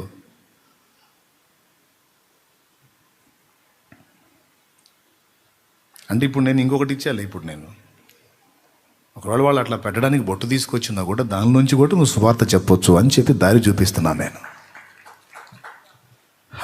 ఎంతమందికి అర్థమైంది? మొదటి సమస్య ఏంటి? కరోనా సమస్య. దడపడండి, అదిరిపోకండి, భయపడకండి. పాజిటివ్ వచ్చిందా? మంచిగా తిను, పాజిటివ్తో పాటు మిగిలిన రోగాలు కూడా పోతాయి. ఒక 4-5 రోజులు రెస్ట్ తీసుకో, టెస్ట్ చేయించుకో, నెగిటివ్ వచ్చింది. దాని గురించి అనవసరంగా దడబెంచుకోవద్దు, వదిలే. క్రైస్తవ సంఘానికి ఏం చెబుతున్నాను, సేవకులకి, విశ్వాసులకి, అందరికీ దేవుడిచ్చిన ఐడియాలజీతో ఎవరి వ్యూహం కొద్దీ వాళ్ళు వెళ్ళి కరపత్రాల ద్వారా ఇలాంటి విషయాల ద్వారా రకరకాలుగా హైందవ సాహిత్యమో ముస్లిం సాహిత్యమో ఏదో వాళ్ళకి దేవుడిచ్చిన సాహిత్యాలని చదివి స్టడీ చేసి వాళ్ళు వాళ్ళ మధ్యలోకి వెళ్ళి వ్యూహాత్మకంగా ప్రకటించి రక్షణలోకి ఆత్మలు నడిపిస్తున్నారు కనుక సంతోషించండి, ప్రార్థన చేయండి. వాళ్ళ పక్షంగా ధ్వజం ఎత్తండి, ప్రార్థన చేయండి. అలాగే మీకు అది చేత కాకపోతే మీకు తెలిసిన పందాలో బైబిల్ తీసుకొని వెళ్ళి మీకు తగ్గ మార్గాల్లో మీరు ప్రకటించండి. దేవుని ప్రేమను చూపించి ప్రకటించవచ్చు, రకరకాలుగా ప్రకటించవచ్చు, సైన్స్ను చూపించి ప్రకటించవచ్చు, హిస్టారికల్ ఎవిడెన్స్ ద్వారా ప్రకటించవచ్చు. అట్లా నీకున్న దారిలో నువ్వు ప్రకటించుకో. నీతో పాటు ప్రజల మధ్యలోకి వెళ్ళి నానా బాధలు పడి ప్రకటించి వాళ్ళని రక్షిస్తున్న వాళ్ళని తొందరపడి తోలనాడొద్దు. ఐక్యత చెడగొట్టడానికి సాతాను పన్నుతున్న కుట్రలు ఇవి. కొంతమంది అపరిపూర్ణులు, పరిపక్వత లేని వాళ్ళు, అపరిపక్వత వచ్చినటువంటి వాళ్ళు, అపరిపక్వతలో ఉన్నవాళ్ళు తొందరపడి ఏదో నోరు తెరిచి కొన్ని మాటలు మాట్లాడితే వాటిని తీసుకుని తొందరపడి దేవుడు అభిషేకించిన వారిని దూషించకండి, తోలనాడి మాట్లాడకండి. ఐక్యతను చెడగొట్టి అనైక్యత తీసుకురావడానికి సాతాను పన్నిన వలలో చిక్కుకోకండి. సాధ్యమైనంత వరకు పెద్దల్ని, భక్తుల్ని, అందరినీ, చిన్నల్ని అర్థం చేసుకోవడానికి ప్రయత్నం చేయండి. ఇది సంఘం మొత్తానికి నేను ఇస్తున్నటువంటి ఒక మంచి సలహా, సూచన, హెచ్చరిక కూడా. నేను ఎవరిని దుర్భాషలాడలా, ఎవరిని తోలనాడలా. ఆడానా? తొందరపడొద్దు, జాగ్రత్త, ఆచితూచి అడుగులు వేయండి, మాట్లాడండి. పిల్లకాయల్లాగా వ్యవహరించకండి అనే మాట చెప్తున్నా.